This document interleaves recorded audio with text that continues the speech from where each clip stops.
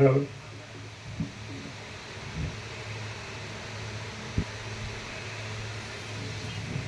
પરમ ચિદાકાશ, પરમ જ્યોતિ, અખંડ જ્યોતિ, અનંત, પૂર્ણ, પરમ ચિદાકાશ, પરમ શાंति, स्वयं सिद्ध, स्वयं प्रकाश, स्वयं पूर्ण, स्वस्वरूप, यही सब कुछ है, इसके सिवा कुछ नहीं है.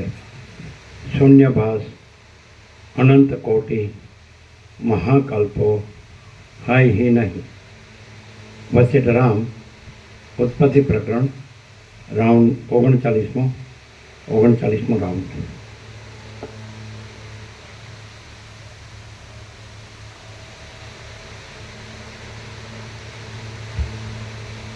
आद्य परब्रह्म सद्गुरुदेव की जय. ओम श्री परमात्मने नमः. सद्ग्रंथों शिरोमणि श्री योग वासिष्ठ महारामायण उत्पत्ति प्रकरण पाना नंबर 208 सर्ग 37मो. द्वंद्व युद्धમાં યોદ્ધાઓનો જય પરાજય. આ 37મા સર્ગમાં મધ્ય દેશના અંદરના દેશોના નામો અને દ્વંદ્વ યુદ્ધમાં તે દેશના રહેવાસી લોકોનો જય પરાજય કહેવામાં આવશે. વશિષ્ઠ બોલ્યા, એ રણ સંગ્રામમાં માણસો તથા હાથીઓ તુરતા તુરત કપાઈ જવાથી દારૂણતા જામી રહી હતી અને યોદ્ધાઓ હું પહેલો એમ બોલીને સૈન્યો ઉપર તૂટી પડતા હતા. ત્યારે જેમ પતંગિયા અગ્નિમાં જોશભેર પડીને ભસ્મ થઈ જાય છે તેમ ઉપર કહેલા અને બીજા યોદ્ધાઓ પ્રયત્નપૂર્વક એ રણ અગ્નિમાં પડીને ખાખ થઈ જતા હતા. આ યુદ્ધમાં વિદુરથ રાજાના પક્ષમાં મધ્ય દેશની અંદરના બીજા પણ કેટલાયક દેશોના રહેવાસીઓ હતા. એમના નામો મેં તમને કહ્યા નથી, તો તે હું કહું છું, તમે સાંભળો.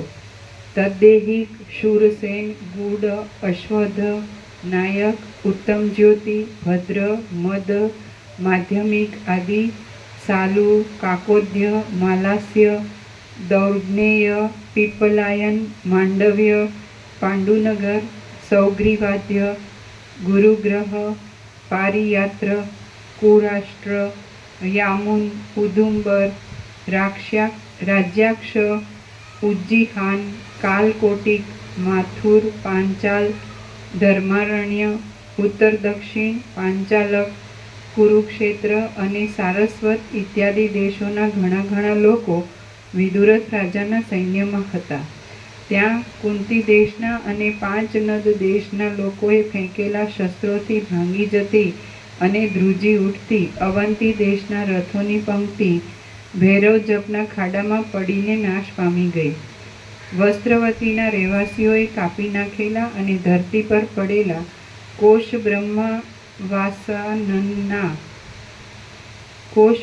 વાસાનનના રહેવાસીઓને મદોન્મત્ત હાથીઓએ કચરી નાખ્યા.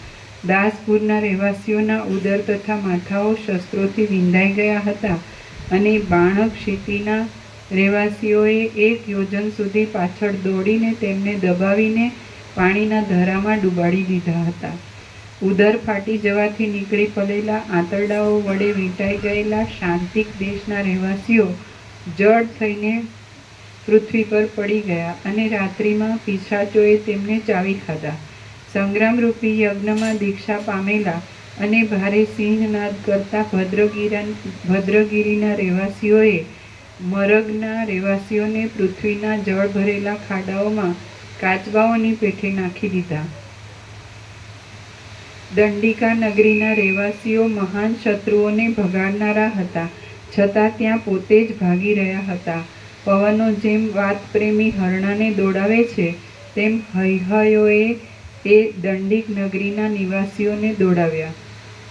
હાથીઓના દંતશૂળોથી ભેદાયેલા અને શત્રુઓનો સંહાર કરનારા દરદના રહેવાસીઓને લોહીની મહાનદી જાણે ઝાડના પાંદડાઓની પેઠે તાણી ગઈ. બાણોએ ભેદી નાખેલા અને શિથિલ જીવિતોવાળા વૃદ્ધ ચીના લોકોએ પોતાના શરીરોને ભારરૂપ સમજીને સમુદ્રમાં પડતા મૂક્યા. કર્ણાટક પ્રદેશના પ્રબળ યોદ્ધાઓએ ઉડાવેલા ભાલાઓના પરિણામે જેમના માથા ઝટકાઈ ગયા હતા તે નલદ નિવાસી શૂર લોકો પ્રાતઃકાળમાં જેમ તારાઓ વિખાઈ જાય તેમ ત્યાં વિખાઈ ગયા. મગરોના સમૂહ સરખા મોટા મોટા હાથીઓએ જ્યારે વેગથી શસ્ત્રોનો નાશ કરી નાખ્યો ત્યારે દર્શકના તથા શકના રહેવાસી લોકો પરસ્પરના ચોટલાઓ પકડી લડવા લાગ્યા અને ગર્જનાઓ કરવા માંડ્યા. જેમ નેતરના મૂળમાં રહેનારા માછલા કાદવમાં ખૂંપી જાય તેમ પાશના રહેવાસી લોકોએ નાખેલા સાંકળોરૂપી જાળોથી ભય પામેલા દશાર્ણના રહેવાસી લોકો લોહીના કાદવમાં ખૂંપી ગયા. રણમાં તંગણ દેશના રહેવાસીઓના ઊંચા ખડગોએ તથા સેંકડો ખીલાઓએ ગુજરાતના રહેવાસીઓનો નાશ કર્યો અને તેમની સ્ત્રીઓના કેશનું મુંડન કર્યું. શસ્ત્રો ઊંચા કરીને ઊભા રહેલા લોકોના સૈન્યમાંથી બહાર નીકળેલા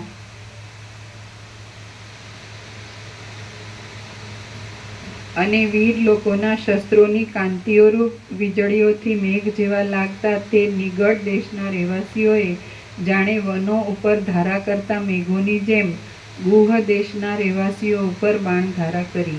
જેમ બળદોનું ટોળું લીલા ખડો ઉપર પડે તેમ શત્રુઓ ભૂષુંડીઓના મંડળના પ્રકાશથી કાળા થયેલા સૂર્યના ઉત્પાતરૂપ સમજીને અત્યંત ત્રાસ પામેલા આબિર દેશના રહેવાસીઓ ઉપર તૂટી પડ્યા. સુંદર સુવર્ણની પેઠે શોભતી તામ્ર નામના યવનોની લડતી સેનાને ગૌડ દેશના યોદ્ધાઓએ નખો મારીને અને કેશો ખેંચીને તોડી નાખી. ભાસક દેશના રહેવાસીઓએ તંગણ દેશના રહેવાસીઓને યુદ્ધમાં પર્વતોને પણ તોડી નાખનાર તથા શબ્દ કરતા અસંખ્ય ચક્રો મૂકીને કાપી નાખ્યા અને તેમના ટુકડાઓને કંક પક્ષીઓના તથા ગરંજ પક્ષીઓના ટોળાઓમાં વેરી દીધા. ગૌડ લોકો લાકડીઓ ઉછાળી રહ્યા હતા અને તેથી ત્યાં ગુડગુડ શબ્દ થઈ રહ્યો હતો. એ સાંભળીને ગાયોની પેઠે રાખ થયેલા ગાંધાર દેશના રહેવાસીઓ પણ દ્રવિડના રહેવાસીઓની પેઠે ભાગી ગયા. પર્વતોમાંથી નીચે ઉતરતા, આકાશમાં ચાલતા, સમુદ્રની પેઠે શોભતા અને કાળા કપડાં પહેરવાવાળા શક લોકોના સમૂહે ધવલ વસ્ત્રવાળા પારસીઓને રાત્રિના અંધકારની ભ્રાંતિ ઉત્પન્ન કરી. એ ઈરાની લોકોરૂપી હિમાલયના શિખરો ઉપર શક તાતારી લોકોના આયુધો પડતા હતા ત્યારે મંદરાચલના ધમાકાથી જેના ઉજળા દૂધ ઉછળી રહ્યા હતા એવા ક્ષીર સમુદ્રમાં તે જાણે મંદરાચલના વનો હોય તેમ શોભી રહ્યા હતા.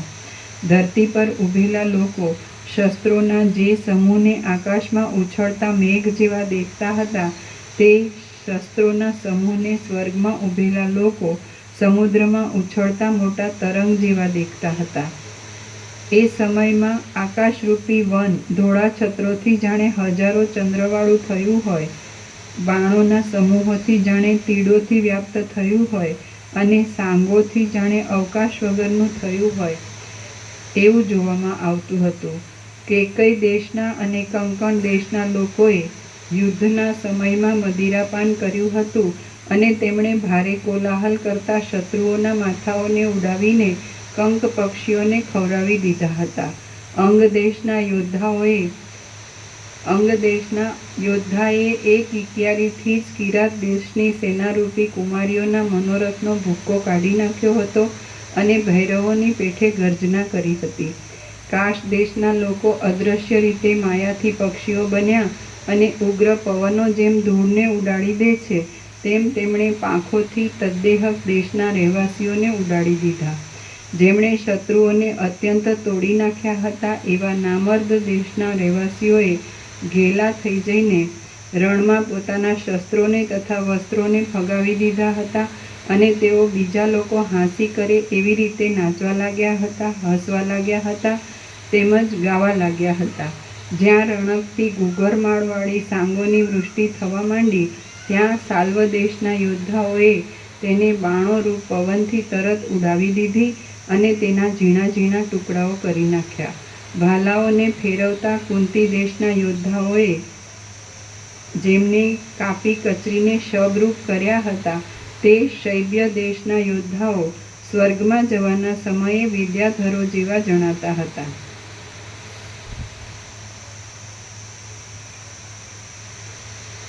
ધરતીને પગ તળે ચાંપી રાખનારી તે ધીરતાવાળી અહીન દેશની સેનાએ માત્ર ચાલવાનો ડોળ દેખાડીને જ પાંડુનગરના લોકોને લૂંટી લીધા. જેમ હાથીઓ વૃક્ષોને ભાંગી નાખે તેમ 5 નદ દેશના મત્ત યોદ્ધાઓએ ભાલાઓથી, હાથીઓના દાંતોથી અને વૃક્ષોથી પ્રબળ યુદ્ધ કરનારા તદ્દેહક દેશના લોકોને ભાંગી નાખ્યા. નીપ દેશના યોદ્ધાઓએ ચક્રોથી તથા કરવતોથી ઘોડાઓ સહિત કાપી નાખેલા અને તેથી ધરતી પર પડેલા. બ્રહ્મવત્સનક દેશના યોદ્ધાઓ ધરતી પર પડેલા પ્રફુલ્લિત વૃક્ષોની પેઠે શોભવા લાગ્યા. જઠર દેશના યોદ્ધાઓએ કુહાડાઓથી શ્વેતકાક દેશના મુખ્યરૂપ સૈન્યને કાપી નાખ્યું અને પડખામાં ઊભેલા ભદ્ર દેશના રાજાએ બાણોરૂપ અગ્નિથી જઠર દેશના યોદ્ધાઓને બાળી નાખ્યા. બંધનના સ્તંભો નહીં છતાં પણ કાષ્ઠયોધ દેશના સૈન્યમાં બંધાઈ ગયેલા માતંગજ દેશના યોદ્ધાઓરૂપ બુઢ્ઢા હાથીઓ જેમ અગ્નિમાં કાષ્ઠો લય પામી જાય તેમ યુદ્ધમાં લય પામી ગયા. ત્રિગર્ત દેશના યોદ્ધાઓએ પકડેલા મિત્રગર્ત દેશના યોદ્ધાઓ શરીરના ઉપલા ભાગથી ખડની પેઠે આમ તેમ વળી ગયા અને જાણે પાતાળના છેડામાં ભાગી જવા માંગતા હોય તેમ તેઓ ઊંધે માથે ઢળી પડ્યા. જેમ મંદ શક્તિવાળા બુઢ્ઢા હાથીઓ કાદવમાં ખૂંચી જાય તેમ મંદ શક્તિવાળા વનિલ દેશના યોદ્ધાઓ મંદ મંદ પવનથી હાલતા સમુદ્રની જેમ શોભી રહેલા તે માગધ સૈન્યમાં ખૂંચી ગયા. જેમ તડકાઓ માર્ગમાં વિખાઈ ગયેલા પુષ્પોના સુકુમારપણાને હરી લે તેમ ચેદી દેશના યોદ્ધાઓએ રણભૂમિમાં ઊભેલા તંગણ દેશના યોદ્ધાઓની ચેતનાને હરી લીધી. પૌરવ દેશના યોદ્ધાઓની ગર્જનાને સાંખી નહીં રહેતા અને કાળ જેવા પરાક્રમવાળા કોસલ દેશના વીર યોદ્ધાઓ પૌરવ લોકોએ કરેલી ગદાઓની, પ્રાસોની, બાણોની અને સાંગોની અતિવૃષ્ટિથી કાયર થઈ ગયા. જેમ પર્વતમાં પરવાળાના વૃક્ષો કંપે તેમ પૌરવ લોકોના ભાલાઓથી અંગો કપાઈ જતાં પણ આશ્ચર્ય નહીં પામતા અને ઘાટા લોહીથી ઉગતા સૂર્ય જેવા લાગતા તે કૈસલ લોકો રણભૂમિમાં કંપવા લાગ્યા. જેમ પવનથી કંપેલા અને ભ્રમરોના સમૂહોથી વીંટાયેલા વાદળા આકાશમાં ભ્રમણ કરે તેમ બાણોના ઓઘથી કંપેલા અને મોટા મોટા શસ્ત્રોથી વીંટાયેલા કોસલ લોકો યુદ્ધભૂમિમાં ભ્રમણ કરવા લાગ્યા. એ લોકોના ગર્જના કરતા ગજો બાણોરૂપી ધારાઓને ધરનારા હોવાને લીધે મેઘ જેવા લાગતા હતા. બાણોરૂપી ઊનથી પૂર્ણ હોવાને લીધે ઘેટાઓ જેવા લાગતા હતા. બાણોરૂપી પાંદડાથી વીંટાયેલા હોવાને લીધે વૃક્ષો જેવા લાગતા હતા અને તેઓ ઘુમરીઓ ખરવા લાગ્યા હતા. વનરાજ નામના દેશના રહેવાસી યોદ્ધાઓરૂપી જરાથી જીર્ણ થયેલા કંદાક સ્થળ નામના દેશના યોદ્ધાઓ અત્યંત ખેંચાવાને લીધે કાચા તાંતણાઓની પેઠે તૂટી ગયા. રથોના પૈડા લોહીના ખાડાઓમાં ખૂંચી જતા હતા. એટલે જેમ વાદળાઓ વનના પહાડો ઉપર તૂટી પડે તેમ ઘણા ઘણા લોકો તે રથો ઉપર તૂટી પડતા હતા. ઘણી જનતાના સમૂહો એકઠા થવાથી એ રણભૂમિ વન જેવી થઈ ગઈ હતી. તેમાં શાલ દેશના તથા તાલ દેશના યોદ્ધાઓ હસ્તો કપાઈ જવાને લીધે તાડ જેવા અને મસ્તકો કપાઈ પડવાને લીધે ઠૂંઠાના સમુદાય જેવા દેખાવા લાગ્યા. મત્ત યૌવનવાળી અને ઉત્તમ વીર પુરુષોને પ્રાપ્ત થયેલી નંદનવનની અપ્સરાઓ આનંદથી મેરુ પર્વતના વનોમાં અને ઉપવનોમાં ગાયન કરવા લાગી. આનંદના ઊંચા શબ્દો કરતું સૈન્યરૂપી વન જ્યાં સુધી તેમાં સામાપક્ષરૂપ પ્રલયકાળના અગ્નિની જ્વાળા પહોંચી ન હતી ત્યાં સુધી જ શોભા પામ્યું. પિશાચોની પેઠે અનેક રૂપો ધરનાર કામરૂપ આદિ દેશોના રહેવાસીઓની સાથે રણમાં ભેટેલા, કપાઈ ગયેલા અને તેમના ભૂતોએ જેમના શસ્ત્રો હરી લીધા છે એવા દશાર્ણ દેશના યોદ્ધાઓ જેમ વાછડાઓ નાના છોડવાઓને પાડીને ભાગી જાય તેમ આડા ઉભેલ કર્ણ દેશના યોદ્ધાઓને પાડીને ભાગી ગયા. તાજીગીશ વન નામના દેશના યોદ્ધાઓના સામર્થ્યથી જેમના ધણીનો નાશ થઈ ગયો હતો એવા કાશી દેશના યોદ્ધાઓ જેમ ગ્રીષ્મ ઋતુના સામર્થ્યથી કમળો કાંતિરહિત થઈ જાય તેમ કાંતિરહિત થઈ ગયા. મેષલ દેશના યોદ્ધાઓએ નુશાક દેશના યોદ્ધાઓને બાણોથી, સાંગોથી, તલવારોથી અને મુદગરોથી ઢાંકી દીધા.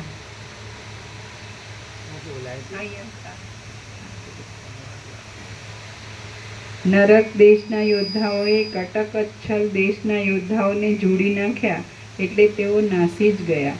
પ્રસ્થવાસ દેશના યોદ્ધાઓએ રણભૂમિમાં ઊભા રહીને કૌંતક ક્ષેત્ર દેશના યોદ્ધાઓને ઘેરી લીધા, એટલે તે યોદ્ધાઓ ખલ પુરુષોએ દબાવેલા ગુણોની પેઠે અત્યંત આસક્ત થઈ ગયા. જેમ કમળોને વીણનારા પુરુષો હાથો વડે સરોવરમાંથી કમળોને તોડીને તરત નાસી જાય, તેમ દ્વીપ દેશના યોદ્ધાઓ ભાલાઓ વડે બાહુધાન દેશના યોદ્ધાઓના માથાઓને કાપીને ક્ષણ માત્રમાં તરત નાસી ગયા. જેમ ઉત્તમ પંડિતો આખા દિવસ સુધી વાદ વિવાદનો શાસ્ત્રાર્થ ચલાવ્યા છતાં પણ ગભરાઈ જાય નહીં અને હારે પણ નહીં, એ રીતે સરસ્વતી નદીના તીરે રહેનારા સુભટો સાયંકાળ સુધી સંગ્રામ કર્યા છતાં પણ ગભરાયા નહીં અને પરાજય પણ પામ્યા નહીં. શત્રુઓએ ખરવગ દેશના ક્ષુદ્ર યોદ્ધાઓને નસાડ્યા હતા, છતાં જેમ ઠંડા થવા આવેલા અગ્નિઓ પાછા લાકડા મળવાથી પરમ તેજ પામે છે, તેમ તેઓ પાછી લંકાના રાક્ષસોની સહાય મળવાથી પરમ તેજ પામ્યા. હે રામ, એ મોટા યુદ્ધનું સંપૂર્ણ વર્ણન કરવાને 2000 જીભોવાળા શેષનાગ પણ સમર્થ નથી, તો પછી હું એક જીભવાળો તો કેટલું વર્ણન કરી શકું? હું તો એ વર્ણન કરતાં સાચે જ ગભરાઈ ગયો છું. શ્રીયોગ વાસિષ્ઠ મહારામાયણમાં ઉત્પત્તિ પ્રકરણનું લીલાના આખ્યાન સંબંધી યોધ જય પરાજય વર્ણન નામનો સર્ગ 37મો સમાપ્ત. સર્ગ 38મો યુદ્ધથી નિવૃત્ત થતી સેના અને રણભૂમિનું વર્ણન. આ 38મા સર્ગમાં સેનાઓના પાછા વળવાનું અને રણભૂમિના બીભત્સપણાનું વર્ણન કરવામાં આવશે.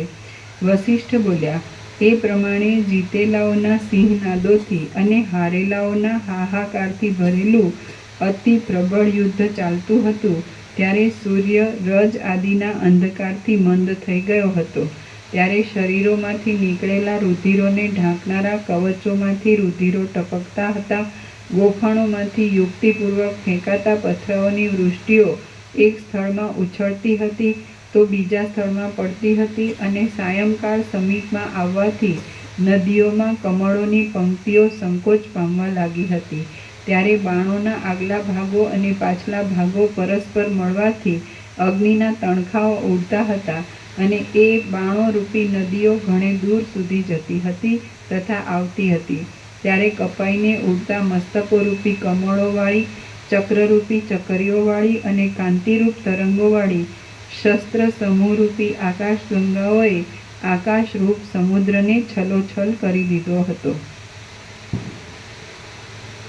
ત્યારે વાયુના જેવો શબ્દ કરતા શસ્ત્રોના ઘાટા સમૂહોને વાંદરાઓ વર્ષા ઋતુના વાદળામાંની સૂતા હતા અને તેથી કામાતુર થઈ જતા હતા. સિદ્ધ લોકો 2 શસ્ત્ર સમૂહોથી પોતે વચમાં કપાઈ જશે એવી આશંકા રાખતા હતા.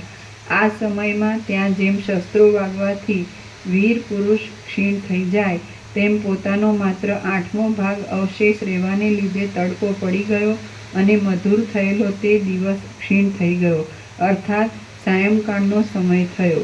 ઘોડાઓ તથા હાથીઓ થાકી ગયા.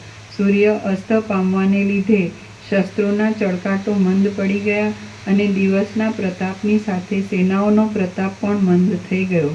આ સમયમાં બંને પક્ષના સેનાપતિઓએ મંત્રીઓની સાથે વિચાર કર્યો અને યુદ્ધ બંધ રાખવાનું કહેવા માટે એકબીજાની પાસે દૂતો મોકલ્યા. સર્વના યંત્રો, શસ્ત્રો અને પરાક્રમો શ્રમને લીધે મંદ પડી ગયા હતા, તેથી તે સમયમાં સઘળાઓએ યુદ્ધ બંધ કરવાનું સ્વીકારી લીધું. પછી જેમ ધ્રુવ ઊંચા સ્થાનમાં ચડે છે, તેમ બંને સેનાઓનો એક જણ મોટા રથની ઊંચી ધજાની પાસે કરેલા ઊંચા સ્થાનમાં ચડ્યો. જેમ રાત્રિ કિરણોથી લાંબા લાગતા ચંદ્રને ફેરવે છે, તેમ તે બંને જણાઓએ યુદ્ધ બંધ કરવાની સૂચના કરવાને માટે સઘળી દિશાઓમાં ધોળા વસ્ત્રો ફેરવ્યા કૌંસમાં અને એ રીતે યુદ્ધ બંધ કરવાની સૂચના કરી. જેમ પ્રલયના અગ્નિથી જગત બળી જાય છે, ત્યારે પુષ્કરાવર્તક નામના મેઘો ગાજવા લાગે છે, તેમ તે સમયે પડછંદાઓથી દિશાઓને વ્યાપ્ત કરનારા દુંદુભીઓ ગાજવા લાગ્યા. જેમ તળાવમાંથી નદીઓ ચાલે છે તેમ નીચે પડેલા બાણ આદિ શસ્ત્રોની કાંતિઓનો પ્રવાહ દેવલોકોથી ખાલી થયેલા આકાશમાં અટક્યા વિના ચાલવા લાગ્યો. જેમ ભૂકંપ થઈ રહ્યા પછી વનોનું કંપવું હલકું પડી જાય છે અને જેમ વર્ષા ઋતુ પૂરી થતાં સમુદ્રનું ઉછળવું ધીમું પડી જાય છે, તેમ ત્યાં યોદ્ધાઓના હસ્તોરૂપી વૃક્ષોનું ચલન ધીરે ધીરે ધીમું પડી ગયું હતું. જેમ પ્રલય સમુદ્રમાંથી જળનો સમૂહ પ્રલયને અંતે ચારે દિશાઓમાં નીકળી જવા લાગે છે, તેમ ત્યાં બંને સૈન્યો રણભૂમિમાંથી નીકળી જવા લાગ્યા. મંદરાચળ નીકળી જવાથી જેમ ક્ષીરસાગર શાંતિ પામ્યો હતો, તેમ ઘૂમાઘૂમ કરતા અટકેલા બંને સૈન્યો ધીરે ધીરે શાંતિ પામવા લાગ્યા. રણભૂમિ ક્રમે ક્રમે થોડીવારમાં ખાલી થઈ ગઈ, તેથી તે પૂતનાના પેટ જેવી ભયંકર અને અગસ્ત્યે ખાલી કરેલા સમુદ્ર જેવી શૂન્ય થઈ ગઈ. એ રણભૂમિમાં શબોના ગંજના ગંજ પડ્યા હતા અને ઘણી ઘણી લોહીની નદીઓ વહી જતી હતી. જેમ વનમાં તમરાઓ ચીચિયારી કરે છે, તેમ ત્યાં મરેલાઓના સંબંધીઓ ચીચિયારી કરતા હતા.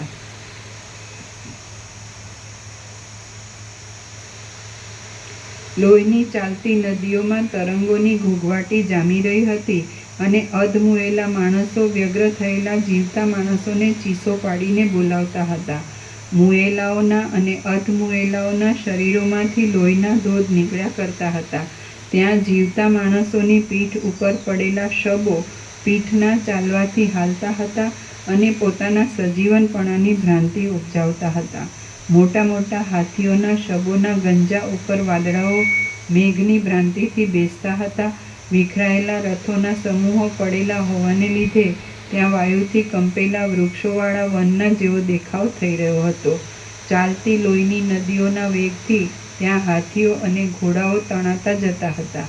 બાણોના, સાંગોના, રોષ્ટીઓના, મૂસળોના, ગદાઓના, પ્રાસોના અને તલવારોના સમૂહથી ત્યાં કેટલીક સંકળાશ થઈ રહી હતી. પૃથ્વીના ભાગો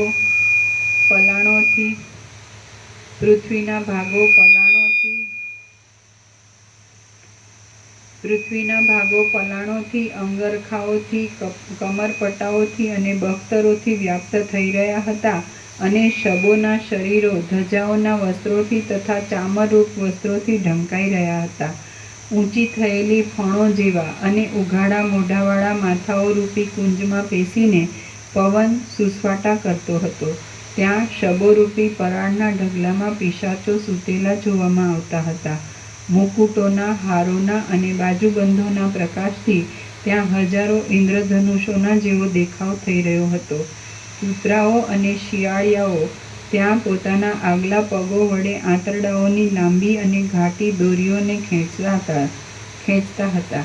ઉઘડી ગયેલા દાંતવાળા કંઠપ્રાણ થયેલા માણસો સાઈના ક્યારાઓમાં પડ્યા કરાંજતા હતા અને જીવતા માણસોરૂપી દેડકાઓ રુધિરના કાદવમાં ડૂબી રહ્યા હતા. ત્યાં નીકળી પડેલી હજારો આંખો પાઘડીમાં કરેલા રંગના બુટ્ટાઓ જેવી લાગતી હતી અને ભય ઉપજાવનારી લોહીની સેંકડો નદીઓમાં હાથો તથા સાથળોરૂપી લાકડાઓ તણાઈ જતા હતા. શોકથી ચીસો પાડતા કુટુંબીઓ મુએલા તથા અધમુએલા માણસોને વીંટાઈને બેઠા હતા. ત્યાં બાણ, આયુધ, રથ અને અશ્વો તથા હાથીઓના પલાણોથી જમીનનો ખાલી ભાગ પૂરાઈ ગયો હતો. રણભૂમિ ઉપર નાચ કરતા ધડોએ પોતાના બંને ભુજાઓરૂપી મંડપ વડે આકાશને પણ જાણે નીચું કરી દીધું હતું. મદ, મેદ તથા વસાની દુર્ગંધથી નાસિકાને પીડા થતી હતી અને તેમાંથી ચીકણો ભાગ નીકળતો હતો. ફાટી ગયેલા મોઢાવાળા અધમુએલા હાથીઓ તથા ઘોડાઓ પોતાના બાકી રહેલા જીવનનો પછડાઈને અંત લાવતા હતા. લોહીની ચાલતી નદીઓના તરંગોરૂપી દાંડીઓ વાગવાથી ત્યાં દુંદુભીઓ શબ્દ કરતા હતા. ત્યાં લોહીની સેંકડો નદીઓમાં મરેલા હાથીઓ અને ઘોડાઓરૂપી મગરો તણાઈ જતા હતા અને મરી જતા માણસો પોતાના મોઢામાં આવતા લોહીના પ્રવાહને ફૂટકારીને દૂર બહાર કાઢી નાખતા હતા. થોડો થોડો જેમાં જીવ રહ્યો હતો એ, જેમના મોઢા અને આંખો બાણોથી ભરાઈ ગયા હતા, તેઓ વેદનાથી ચીચિયારીઓ કરતા હતા. બરોળના અને ચરબીના ગંધવાળા પવનના સ્પર્શને લીધે વહી રહેલું લોહી ઘાટું થવા લાગ્યું હતું. સૂંઢોને ઊંચી કરીને પડેલા મોટા મોટા અધમુઆ હાથીઓ સૂંઢોથી શબો દબાવી દેતા હતા અને સવાર વિનાના હાથીઓ તથા ઘોડાઓ કૂદી કૂદીને ઊંચા ધડોને નીચે પાડી દેતા હતા. રોતા અને ચીસો પાડતા બંધુઓના હાથોમાંથી શબો પડી જતા હતા અને તેથી ત્યાં લોહીનો ઓઘ ઉછળતો હતો. મરી ગયેલા સ્વામીઓનું આલિંગન કરવા જતી કુલાંગનાઓ આસપાસ પડેલા શસ્ત્રોથી વિંધાઈને ત્યાં જ મરી જતી હતી. સેનાવાળાઓએ પોતપોતાના ઉતારાઓમાં જઈને ત્યાંથી પોતપોતાના બંધુઓના શબોને ઉપાડી લાવવા માટે ઘણા ઝડપી ખેપિયાઓને મોકલ્યા હતા અને તેઓ શબોને ઉપાડી ઉપાડીને આ શબો કહેલા માણસોના છે કે નહીં એમ પરીક્ષા કરતા હતા. શબોને લેવા આવેલા યોદ્ધાઓના અનુચરો ઉતાવળને લીધે બીજા અધમોયેલા માણસોને પણ હાથ વડે ઉપાડી ઉપાડીને ફેંકતા હતા.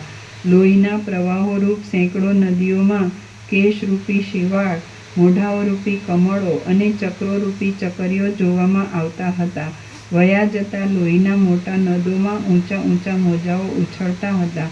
અધમુઆ થયેલા માણસો પોતાના અંગોમાં ખૂંચી ગયેલા આયુધોને કાઢી નાખવામાં વ્યગ્ર થયા હતા. યોદ્ધાઓનું મરણ પરદેશમાં થવાથી અત્યંત રુદન કરતા તેમના સંબંધીઓ રણભૂમિમાં જ તેમના આભરણોના, વસ્ત્રોના, ઘોડાઓના તથા હાથીઓના દાન કરી દેતા હતા. મરવા પડેલા લોકો પુત્રોના, મિત્રોના, માતાઓના અને ઈષ્ટદેવોના નામોનું સ્મરણ કરવા લાગ્યા હતા. મર્મસ્થળો કપાઈ ગયાની વેદનાનું વર્ણન હાય હાય અને ઓય ઓય એવા શબ્દોથી જ કરવામાં આવતું હતું. દેવગતિને લીધે નિર્બળ લોકોના હાથથી માર ખાઈને મરવા પડેલા લોકો પોતાના પ્રારબ્ધોને ધિક્કાર દેતા હતા. હાથીઓની સાથે લડાઈ કરવામાં અસમર્થ અને હાથીઓની આગળ નિઃસત્વ થઈ ગયેલા લોકો જીવવા માટે દેવતાઓની માનતાઓ કરતા હતા. બીકણ લોકો મરવા પડેલા માણસોને પગ નીચે કચરી નાખતા હતા અને એમ તેમનું અપમાન કરીને પણ નાસી જવામાં તત્પર થયા હતા. તેઓ નિશંક થઈને લોહીને ચકરીઓવાળા ભયંકર સ્થાનોમાં જવામાં પણ અચકાતા ન હતા. લોકોને બાણો વાગવાથી મર્મસ્થળોને પણ છેદી નાખનારી પીડા થતી હતી અને તેઓ તેમાં પોતાના જન્માંતરના પાપોનું અનુમાન કરતા હતા. ભાગતા કબંધોને પકડીને પિશાચો મોઢેથી તેમનું લોહી પીવા લાગ્યા હતા. લોહીની નદીઓમાં તણાતા ધજા, છત્રો અને ઉત્તમ ચામરો કમળો જેવા લાગતા હતા. લોહીના નદોમાં સંધ્યાના રંગના પ્રતિબિંબ પડવાથી જાણે સર્વ દિશામાં રાતા કમળો ઉઘડી રહ્યા હોય એમ જણાતું હતું. રથોરૂપી પર્વતોવાળો અને પૈડારૂપી ચકરીવાળો લોહીનો એ સમુદ્ર જાણે 7 સમુદ્રોથી જુદો 8મો સમુદ્ર થયો હોય એવો લાગતો હતો. એ સમુદ્રમાં પતાકાઓરૂપી ફીણના સમૂહો હતા અને સુંદર ચામરોરૂપી પરપોટાઓ હતા.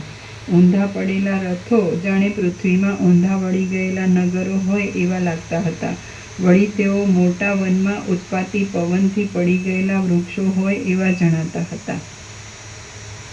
સેનાઓએ છોડી દીધેલું એ સ્થળ પ્રલયકાળના અગ્નિથી બળી ગયેલા બ્રહ્માંડ જેવું, અગસ્ત્ય મુનિએ પી જઈને ખાલી કરેલા સમુદ્ર જેવું અને અતિવૃષ્ટિથી માર્યા ગયેલા દેશના જેવું લાગતું હતું.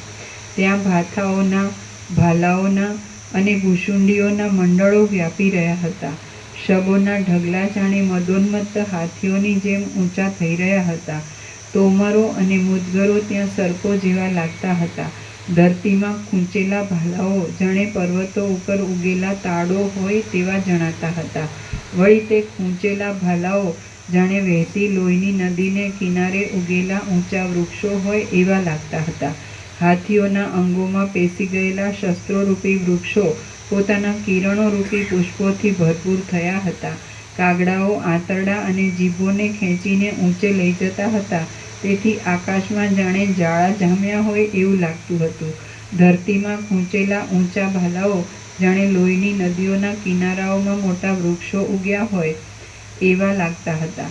લોહીના સમૂહોરૂપી સરોવરોમાં ઊંચી રહેલી પતાકાઓ જાણે કમલિનીઓ ઉગી રહી હોય એવી જણાતી હતી.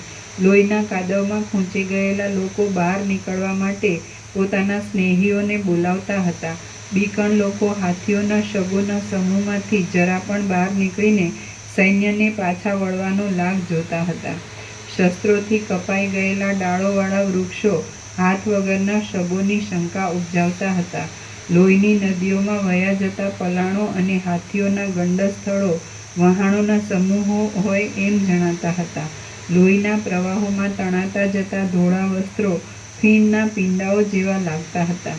રણભૂમિમાં ફરીને ખાતરી કરવા માટે રાજાઓએ મોકલેલા ઉતાવળા સેવક લોકો શબોને જુદા જુદા તારવવા લાગ્યા હતા. ધડરૂપી નવા દાનવો ચારે બાજુ ઝડપથી દોડતા હતા. શબોને શોધવા સારું આવેલા કેટલાયક સૈનિક લોકો ઊંચા અને મોટા છિદ્રોવાળા ચક્રોથી ચીરાઈને નાસી જતા હતા. અધમુએલા પ્રાણીઓ ભાંભા તથા ફૂ ફૂ કરતા હતા અને લોહીના પ્રવાહનો શબ્દ પણ ભારે જામી રહ્યો હતો. શિલાઓના મોખરાઓમાંથી લોહીની ધારાને પીવા લાગેલા પક્ષીઓ પાંખો ફફડાવીને રજ ઉડાડતા હતા. તાડ જેવા ઊંચા વૈતાલો તાળીઓ પાડીને તાંડવ મચાવી રહ્યા હતા. ઊંધા વળેલા રથોના કાષ્ટોમાં કેટલાયક સુભટોના શરીરો અર્ધોઅર્ધ દબાઈ ગયા હતા. પ્રાણવાળા શરીરોમાંથી લોહી નીકળી રહ્યું હતું અને તેની ગતિથી ઘણું ભયંકરપણું વ્યાપી રહ્યું હતું.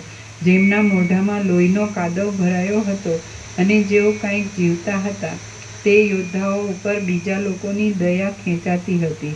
કાંઈક જીવતા માણસો ડોકીઓ ઊંચી કરીને કૂતરાઓને તથા કાગડાઓને જોતા હતા. એક ભક્ષ્યને ખાવામાં ઉત્સુક થયેલા માંસભક્ષી પ્રાણીઓ પરસ્પર લડવાનો કોલાહલ મચાવી રહ્યા હતા અને કેટલાયક માંસભક્ષક પ્રાણીઓ એક ભક્ષ્ય માટે પરસ્પર લડીને મરી જતા હતા. મૃત્યુના ઉદ્યાન સમૂહ એ રણસ્થળ જાણે પ્રલયકાળમાં પર્વતો સહિત કચ્ચર ઘાન થઈ ગયેલું જગત હોય એવું જણાતું હતું. તેમાં મરી ગયેલા અસંખ્ય અશ્વો, હાથીઓ, માણસો તથા રાજાઓના શરીરોમાંથી તેમજ કપાઈ ગયેલી ઊંટોની ડોકોમાંથી લોહીની મોટી મોટી નદીઓ ચાલી રહી હતી અને તેમાં આયુધો રૂપી લતાઓ લોહીરૂપી જળના સિંચનથી ભીની ભીની થઈ રહી હતી. શ્રી યોગ વાસિષ્ઠ મહારામાયણમાં ઉત્પત્તિ પ્રકરણનો લીલાના આખ્યાન સંબંધી આહવ વર્ણન નામનો સર્ગ 38મો સમાપ્ત. સર્ગ 39મો. સૂર્યાસ્ત, સંધ્યાકાળ અને રણભૂમિનું બીભત્સ વર્ણન. આ 39મા સર્ગમાં સૂર્યના અસ્તનું, રાક્ષસોથી તથા વૈતાલોથી વ્યાપ્ત થયેલી સંધ્યાનું અને રાત્રિમાં અત્યંત બીભત્સ થયેલી રણભૂમિનું વર્ણન કરવામાં આવશે. વસિષ્ઠ બોલ્યા, પછી અસ્ત્રોના તેજથી પ્રતાપની મંદતાને પામેલા અને રાતા થયેલા વીરની પેઠે કાળની શક્તિથી પ્રતાપની મંદતાને પામેલા અને રાતા થયેલા સૂર્યને કાળે અસ્ત પમાડીને સમુદ્રમાં નાખી દીધો. આકાશરૂપી દર્પણમાં પ્રતિબિંબિત થયેલા રણની લાલ પ્રભા સૂર્યનો અસ્ત થતાં જ આકાશને છોડી ગઈ, પણ ક્ષણ માત્રમાં ત્યાં સંધ્યાની રાતી કાંતિ આકાશમાં પ્રકટ થઈ. ત્યાં સઘળી દિશાઓને ઘેરી લેતા તથા તાળીઓ પાડતા વૈતાલો પ્રલય સમુદ્રના પ્રવાહની પેઠે પૃથ્વીમાંથી, પાતાળોમાંથી, આકાશમાંથી અને દિશાઓમાંથી ભેગા થઈ ગયા. દિવસરૂપી ગજરાજનું મસ્તક પ્રૌઢ અંધકારરૂપી તલવારથી ખંડિત થઈ ગયું. ત્યાં સંધ્યાની રતાશરૂપી લોહીથી ખરડાયેલા તારાઓના સમૂહરૂપી મોતીઓ પ્રકટ થવા લાગ્યા. મુએલાઓના હૃદયોની પેઠે સત્વ, પ્રાણ અને હંસ આદિ પક્ષીઓથી રહિત થયેલા અને તમ, મોહ તથા અંધકારથી ઘેરાયેલા સરોવરોમાં ભ્રમરોના ગુંજારવવાળા કમળો સંકોચ પામી ગયા. બંધ થયેલી પાંખોવાળા, ક્ષણ માત્રમાં સૂઈ ગયેલા અને નિદ્રાને લીધે માંડ માંડ ડોકીઓ ઊંચી કરતા પક્ષીઓ જેમ શબોના અંગોમાં શસ્ત્રો સ્થિર થઈ ગયા હતા તેમ માળાઓમાં નિશ્ચળ થઈને રહ્યા. જેમ વીર લોકોના પક્ષોમાં લક્ષ્મીઓ પ્રફુલ્લિત થાય તેમ ચંદ્રનો ઉદય સમીપમાં આવવાથી સુંદર દેખાવ દેતી પુષ્પ પંક્તિઓ લતાઓ આદિમાં પ્રફુલ્લિત થઈ. સાયંકાળે જેમ રુધિરથી ઘેરાયેલા અને પોતાના બાણોને રાખનારી રણભૂમિ સંકોચાયેલા મુખવાળી થઈ ગઈ, તેમ પાણીથી ઘેરાયેલી અને પોતામાં ભ્રમરોને રાખનારી કમલિની પણ સંકોચાયેલા કમળોવાળી થઈ. ઉપર આકાશરૂપી સરોવર તારાઓરૂપી પ્રફુલ્લિત કમળોથી શોભવા લાગ્યું અને નીચે પાણીના સરોવરો તારાઓ જેવા પ્રફુલ્લિત કમળોથી શોભવા લાગ્યા. પ્રથમ છૂટા પડી ગયેલા ને પછી અંધકારમાં ભેગા થયેલા, છતાં પણ પરસ્પરને નહીં ઓળખવાને લીધે પરસ્પરથી ભય પામતા ભૂતો જેમ પાળ વગરના જળો સઘળી દિશાઓમાં ફેલાય તેમ સઘળી દિશાઓમાં ફેલાયા. એ સમયે રણાંગણમાં વેતાલોના ઘણા ઘણા ટોળાઓ ગાયન કરવા લાગ્યા. શબોની ઉપર બેઠેલા અને શબ્દો કરતા કંક અને કાકોલ આદિ માંસભક્ષક પક્ષીઓ ક્રીડા કરવા લાગ્યા. ત્યાં માણસોના શબોને કાષ્ઠોની ચિતાઓમાં નાખી સળગાવી દેવામાં આવતા હતા, એટલે ચિતાઓની જ્વાળાઓથી એ રણભૂમિ પ્રકાશતા તારાઓવાળા આકાશ જેવી જણાવા લાગી હતી. મેદ અને માણસો અગ્નિથી રંધાતા ત્યાં પચપચાટ થવા લાગ્યો હતો.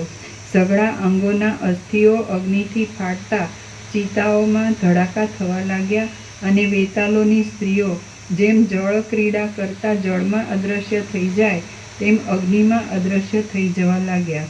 કૂતરા, કાગડા, યક્ષો અને વેતાલો ભારે અને ભયંકર કોલાહલ કરવા લાગ્યા. ભૂતોની ઘણી આવજાવ થવાને લીધે એક ક્ષેત્ર ઉડતા વન જેવું જણાવા લાગ્યું. ડાકણો રુધિરને, માંસને, વસાને અને મેદને લઈ જવાની બહુ ઉતાવળ કરવા લાગી. પિશાચો લોહીને, વસાને અને માંસને અત્યંત ભચડીને ચાવવા લાગ્યા અને તેમના ગલોફાઓમાંથી તે પદાર્થોનો રસ ઝરવા લાગ્યો. વચ્ચે વચ્ચે ચિતાઓના અજવાળાથી શબોના રુધિર પ્રકટ દેખાવા લાગ્યા. પૂતનાઓ મોટા મોટા શબોને પોતાના ખભાઓ પર નાખીને લઈ જવા લાગી. કુંભાણ નામના પિશાચોના મંડળો ત્યાં ભારે તાંડવ કરવા લાગ્યા, એટલે રણભૂમિનો મધ્ય ભાગ ગાજવા લાગ્યો. શબોના મોઢાઓમાં જતી અગ્નિની જ્વાળાઓથી છમછમ શબ્દ થવા લાગ્યો અને મેદની તથા રુધિરની વરાળોથી ત્યાં વાદળાના જેવો દેખાવ થઈ રહ્યો. વહી જતી લોહીની નદીઓના વેગમાં પગ બોળી રાખવાને લીધે ચૂડેલો જાણે ભૂમિ ઉપર ઊભી હોય એમ જણાતું હતું અને શબોને ખેંચવાના સમયમાં વેતાલો ભારે આનંદમાં શબ્દો કરવા લાગ્યા. વેતાલોના બાળકો મરેલા હાથીઓના પેટરૂપી પેટીઓમાં સૂઈ રહેવા લાગ્યા અને રાક્ષસો રણભૂમિના એકાંત પ્રદેશમાં પણ ઉપર જઈને લોહી પીવાની રમત કરવા લાગ્યા. મદોન્મત્ત વેતાલો કજિયો કરીને પરસ્પરની સાથે ચિતાઓના ઉંબાડિયાથી યુદ્ધ કરવા લાગ્યા. ચાલતા રુધિરોના અને વસાની મિશ્ર ગંધવાળો દુર્ગંધયુક્ત પવન વાવા લાગ્યો. ચૂડેલોની પેટીઓ માંસાદીના ઘણા ભારને લીધે ચરડ થવા લાગી અને અડધા પાકેલા શબોનો સ્વાદ લેવામાં ઉત્સાહવાળા યક્ષો પરસ્પર કજિયો કરવા લાગ્યા. તુંગ, વંગ, કલિંગ, અંગ અને તંગણ એ દેશવાસી યોદ્ધાઓના ઊંચા શબો ઉપર રાત્રે ફરનારા પક્ષીઓ ઝડપ દેવા લાગ્યા. જ્વાળાઓની પાસે ઊભા રહેવાથી પ્રત્યક્ષ દેખાતી ચૂડેલો તારા ખરવાની શેડો જેવા દાંતો દેખાડીને હસતી હતી. ત્યાં વેતાલ લોકો લોહીની ચિકાશથી પડી જતા હતા અને વચમાં ઊભેલી ચૂડેલો ખડખડ હસતી હતી. પિશાચ લોકો પાસે આવેલી યોગિનીઓના પ્રૌઢ શબ્દોને સાંભળવા લાગ્યા હતા. પિશાચો ઘણું કરીને ફેલાયેલા આંતરડાઓના મોટા તાર કરીને બજાવવા લાગ્યા હતા અને અધમુએલા અભાગ્યા માણસો પિશાચોને જોઈને વાસના ઠસી જવાથી પિશાચરૂપ થઈ જતા હતા. અધમુએલા ઉત્તમ યોદ્ધાઓ પણ ચૂડેલોને જોઈને અપૂર્વ ત્રાસ પામતા હતા. કોઈ સ્થળમાં વેતાલોની અને રાક્ષસોની ભીડ થવાથી ચૂડેલોનો કલ્યાણોત્સવ અપૂર્ણ રહેતો હતો.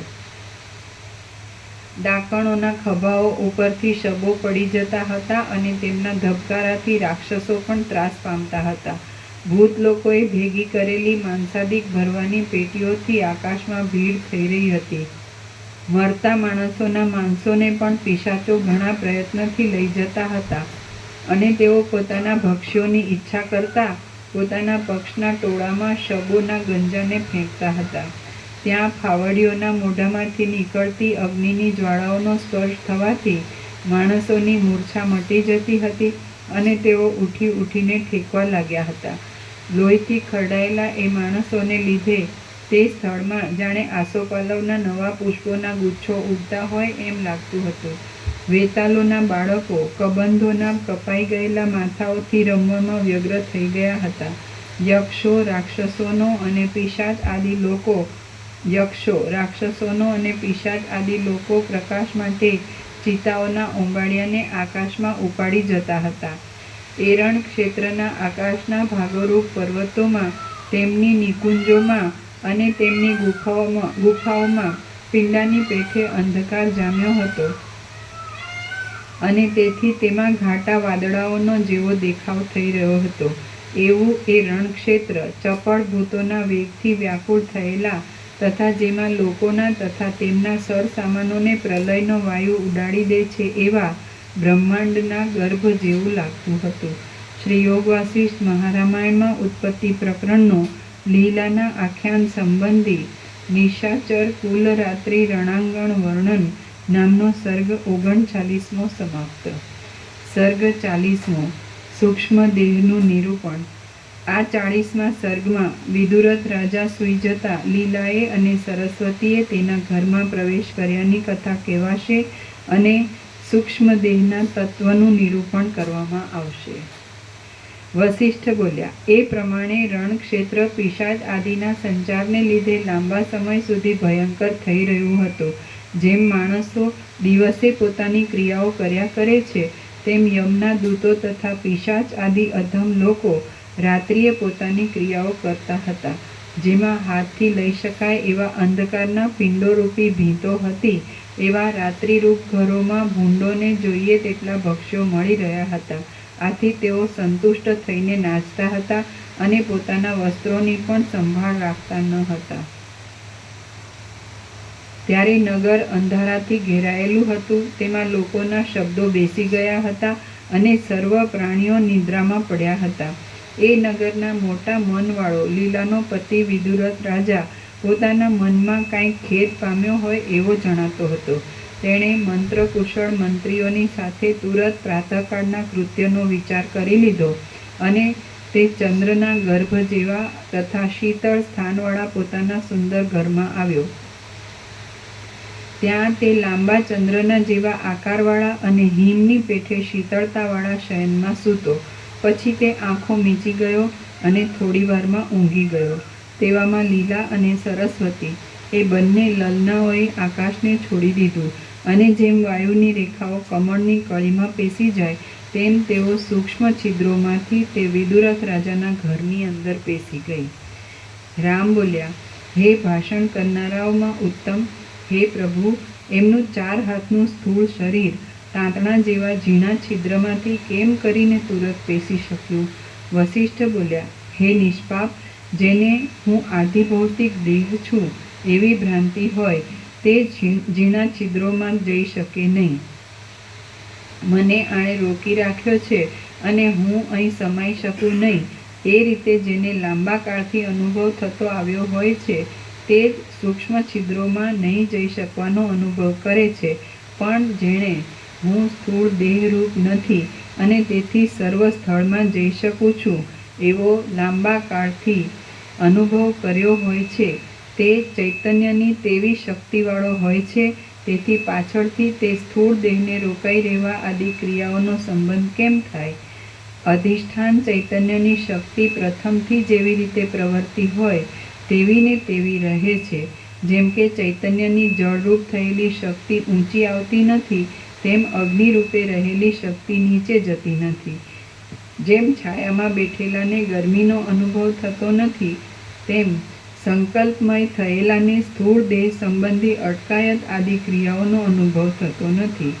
અધિષ્ઠાન ચૈતન્યનો જે આકાર વિવર્ત થયો હોય છે તે આકારને જ ચિત્ત અનુસર્યા કરે છે અને અધિષ્ઠાન ચૈતન્ય પણ એ જ આકારે રહે છે. એ આકારમાં ફેરફાર કરીને બીજો આકાર આપવો હોય તો યોગના અને જ્ઞાનના અભ્યાસ આદિ મોટા મોટા પ્રયત્ન કરવાની જરૂર પડે છે. જેમ કે રજ્જુનો સર્પના આકારે થયેલો વિવર્ત બળાત્કારથી રજ્જુના તત્વનો નિર્ણય કરવામાં આવે ત્યારે જ બદલાય છે અને તે નિર્ણય ન કરવામાં આવે તો તે જેવો હોય તેવો ને તેવો જ રહે છે.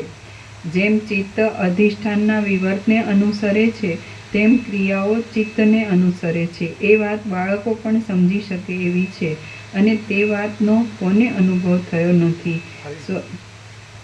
જેમ ચિત્ત અધિષ્ઠાનના વિવર્તને અનુસરે છે, તેમ ક્રિયાઓ ચિત્તને અનુસરે છે. એ વાત બાળકો પણ સમજી શકે એવી છે, અને તે વાતનો કોને અનુભવ થયો નથી? સ્વપ્નનો અથવા સંકલ્પનો જે પુરુષ આકારવાળા જેવો દેખાય છે, પણ વાસ્તવિક રીતે નિરાકાર છે, તે પુરુષ શી રીતે રોકી શકાય અને કોનાથી રોકી શકાય? વાસ્તવિક રીતે સર્વ સ્થળોમાં સર્વના શરીરો ચિત્ત માત્ર જ છે, પણ કોઈ માણસને હૃદયમાં તેવા પ્રકારનું જ્ઞાન થાય તો તે અનુભવમાં આવે છે.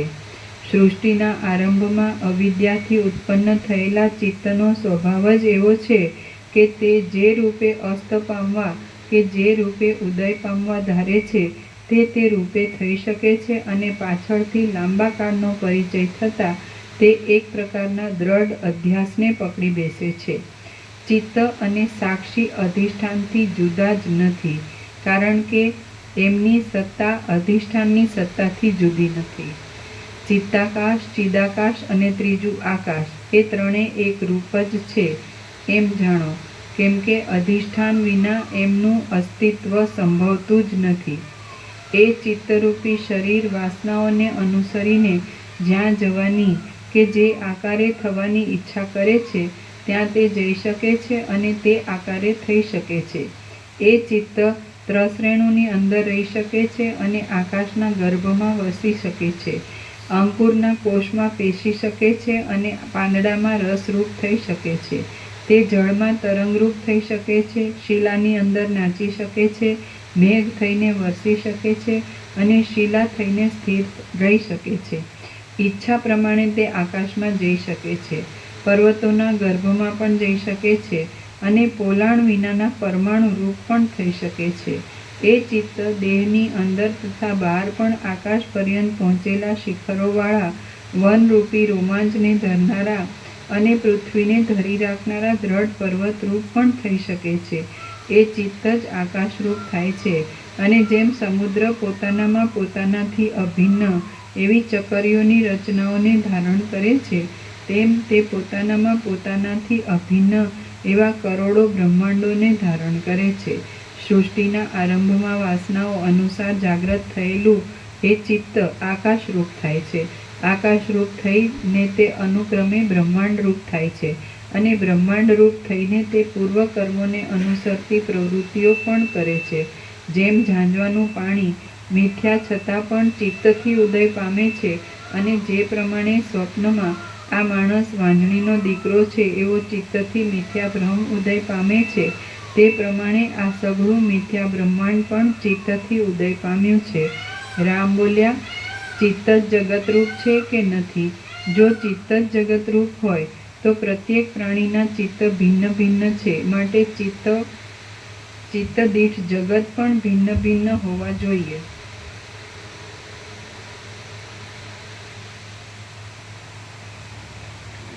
રામ બોલ્યા, ચિત્ત જ જગતરૂપ છે કે નથી? જો ચિત્ત જ જગતરૂપ હોય તો પ્રત્યેક પ્રાણીના ચિત્ત ભિન્ન ભિન્ન છે, માટે ચિત્ત દીઠ જગત પણ ભિન્ન ભિન્ન હોવા જોઈએ. હવે જો જગત ચિત્તથી ભિન્ન હોય તો ચિત્તનો નાશ થયા પછી પણ જગત રહેવું જોઈએ. વસિષ્ઠ બોલ્યા, હે રામ, પ્રત્યેક પ્રાણીનું ચિત્ત કલ્પના માત્ર જગતને ઉત્પન્ન કરવાની શક્તિવાળું છે, અને જેટલા ચિત્તો છે તેટલી જ જગતરૂપી ભ્રાંતિઓ છે. જગતના અનંત સમૂહો કોઈને નિમેષ માત્રથી ઉદય પામે છે અને નિમેષ માત્રથી અસ્ત પામે છે, તો કોઈને એક એક કલ્પે ઉદય પામે છે અને એક એક કલ્પે અસ્ત પામે છે. એ વિશે હું ક્રમ કહું છું તે તમે સાંભળો. હે સૂક્ષ્મ બુદ્ધિવાળા, મરણ આદિરૂપ મૂર્છા પ્રત્યેક પ્રાણીના અનુભવમાં આવે છે, તેને તમો પ્રત્યેક મહાપ્રલયરૂપ રાત્રિ સમજો, અને એ મહાપ્રલયની રાત્રિ પૂરી થયા પછી સર્વે પ્રાણીઓ જુદી જુદી સૃષ્ટિઓ પેદા કરે છે, અને તેઓ સંભ્રમથી પ્રતીત થતા પર્વતના નૃત્યની પેઠે સ્વાભાવિક રીતે પોતાની 3 મિથ્યા અવસ્થાઓને દેખે છે.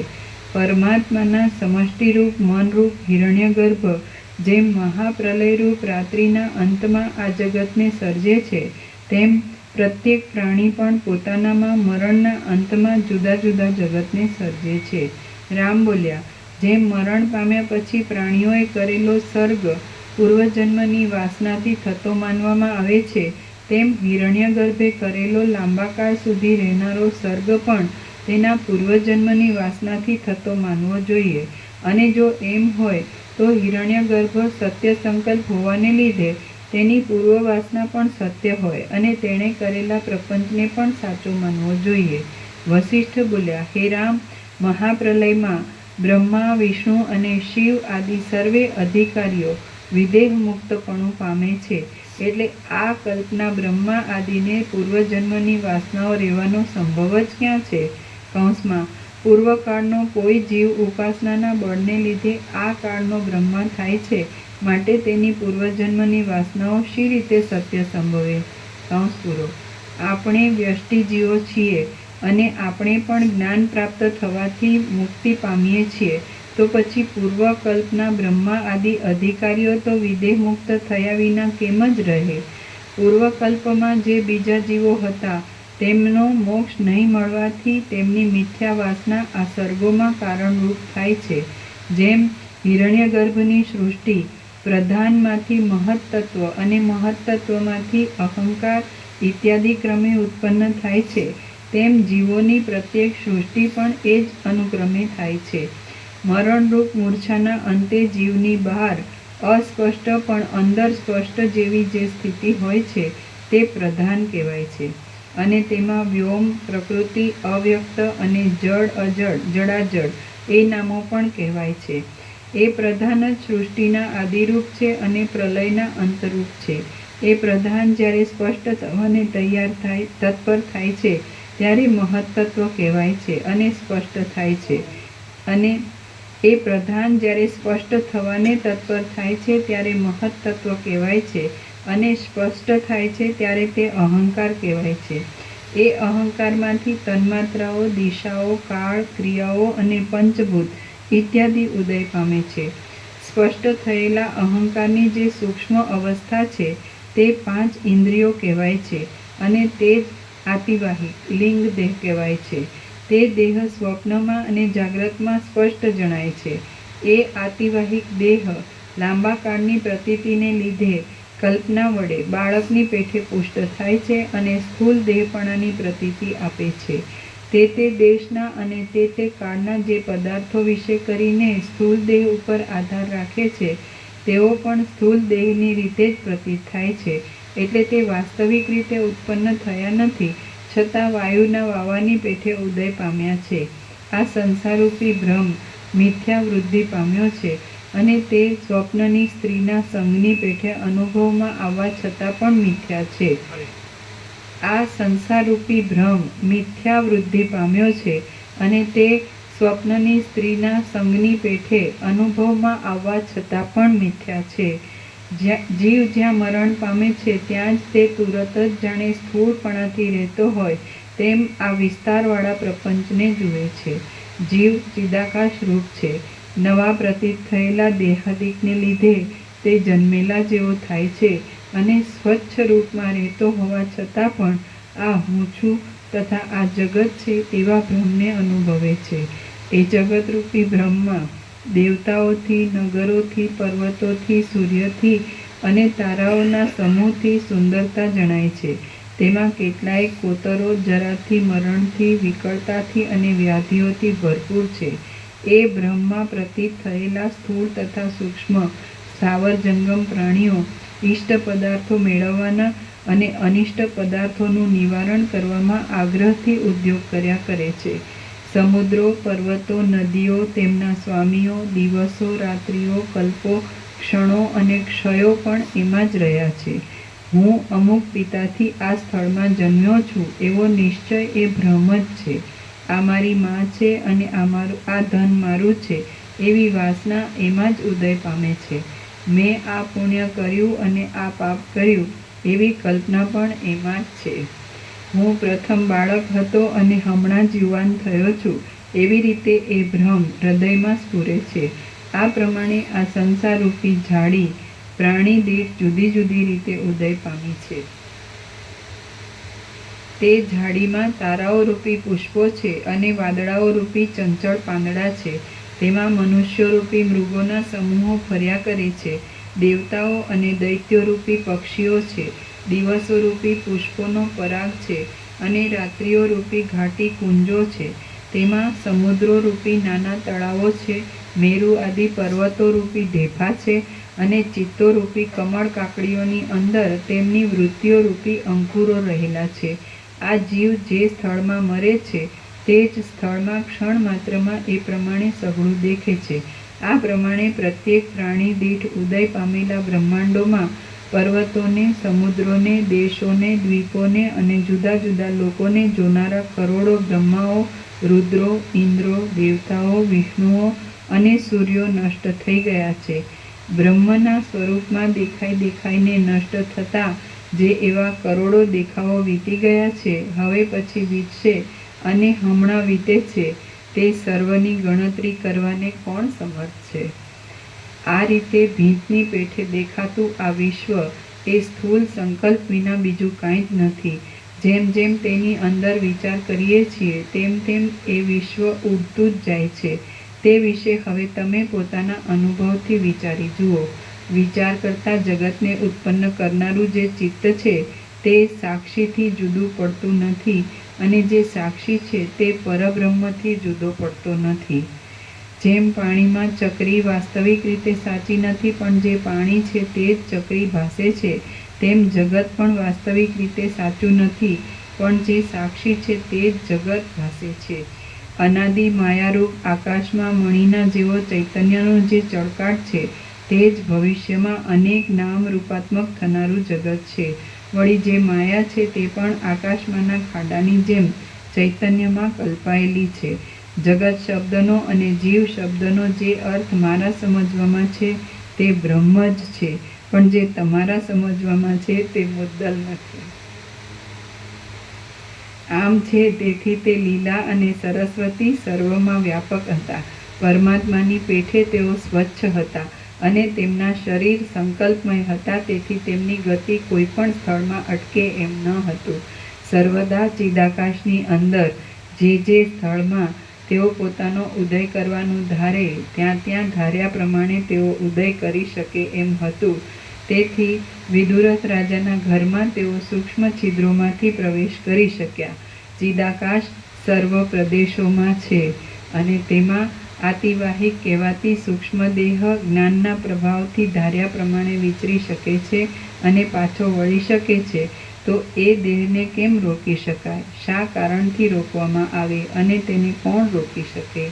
શ્રી યોગ વાસિષ્ઠ મહારામાયણમાં ઉત્પત્તિ પ્રકરણનો લીલાના આખ્યાન સંબંધી સમરસમ અનંત સ્મૃત્યનુભવ વર્ણન નામનો સર્ગ 40મો સમાપ્ત. સર્ગ 41મો વિદુરથ રાજાના વંશનું વર્ણન અને સરસ્વતીએ આપેલો આત્મબોધ. આ 41મા સર્ગમાં રાજાએ સૂઈ ઉઠીને લીલાની તથા સરસ્વતીની પૂજા કર્યાની, રાજાની વંશાવળીની સ્મરણની અને સરસ્વતીએ આપેલા આત્મબોધની કથા કહેવાશે.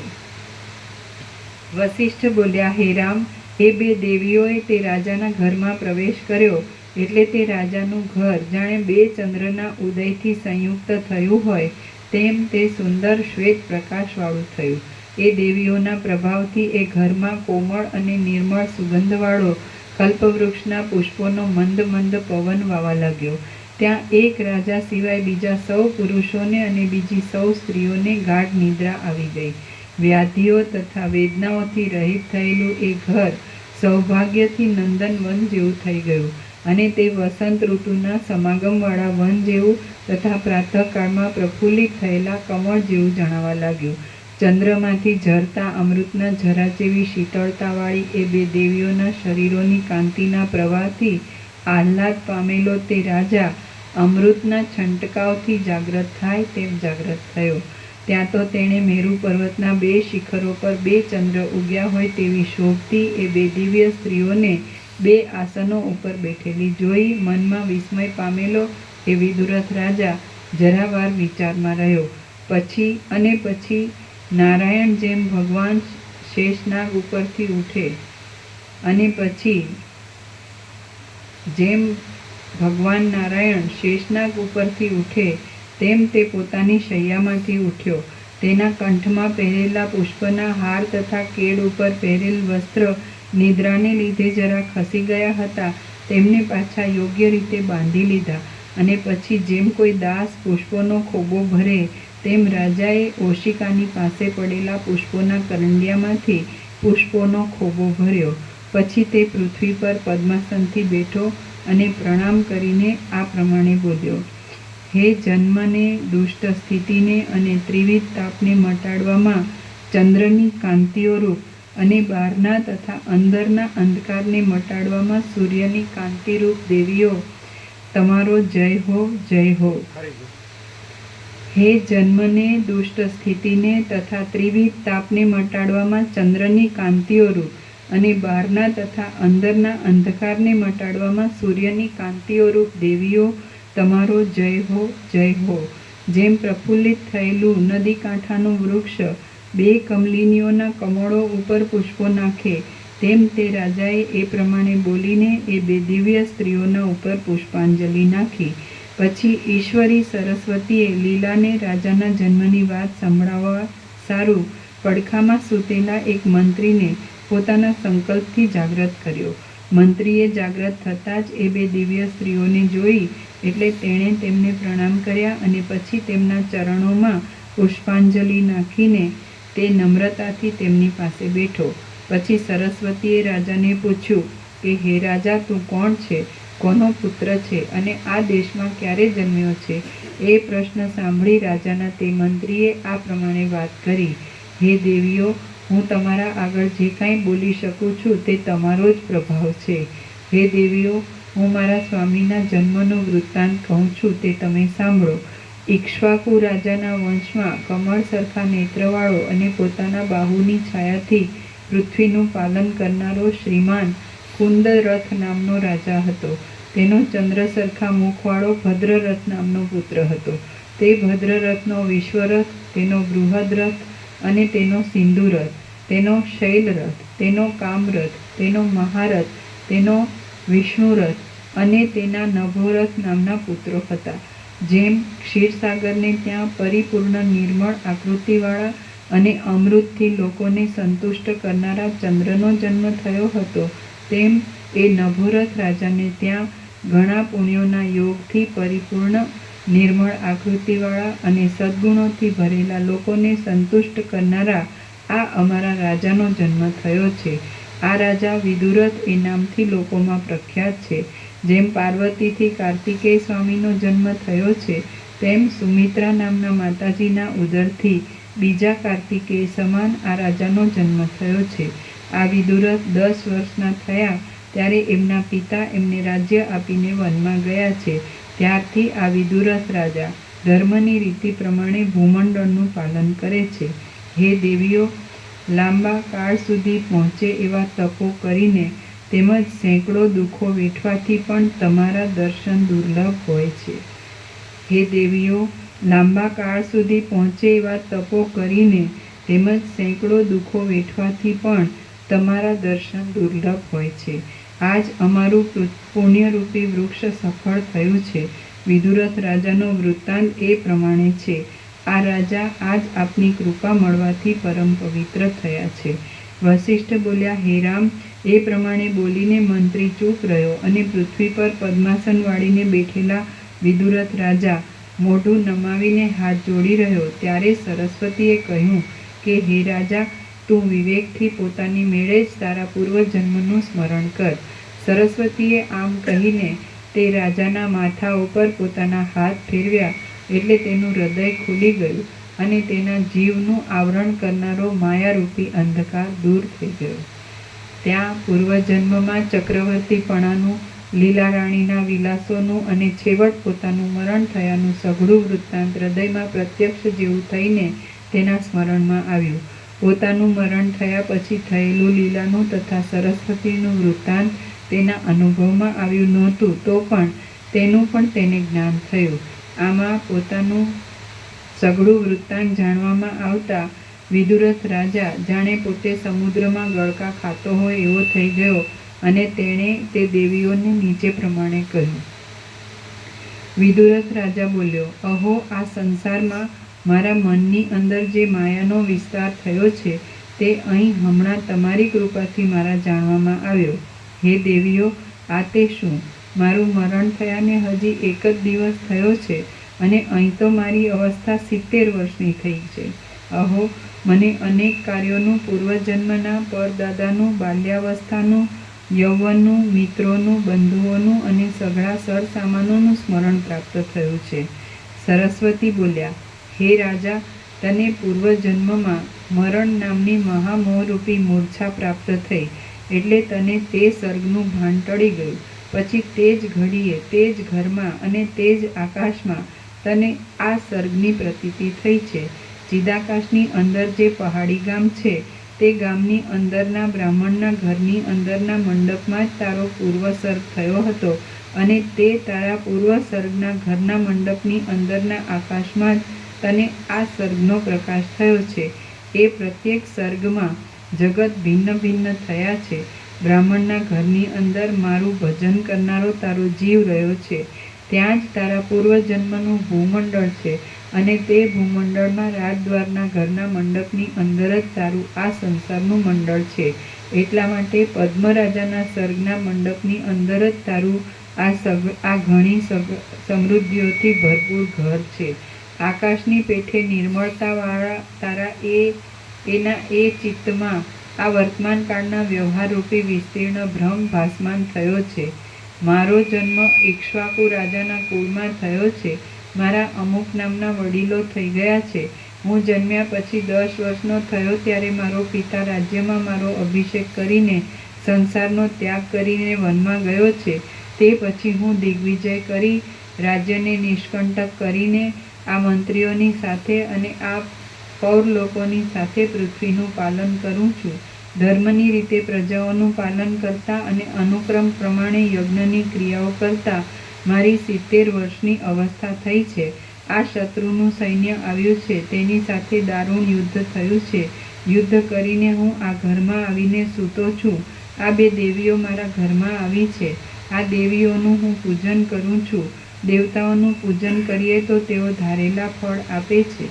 2 દેવીઓમાંની આ એક દેવીએ જેમ સૂર્યની કાંતિ કમળને પ્રફુલ્લિતપણું આપે છે તેમ મને પૂર્વજન્મની સ્મૃતિ આપનારું જ્ઞાન આપ્યું છે.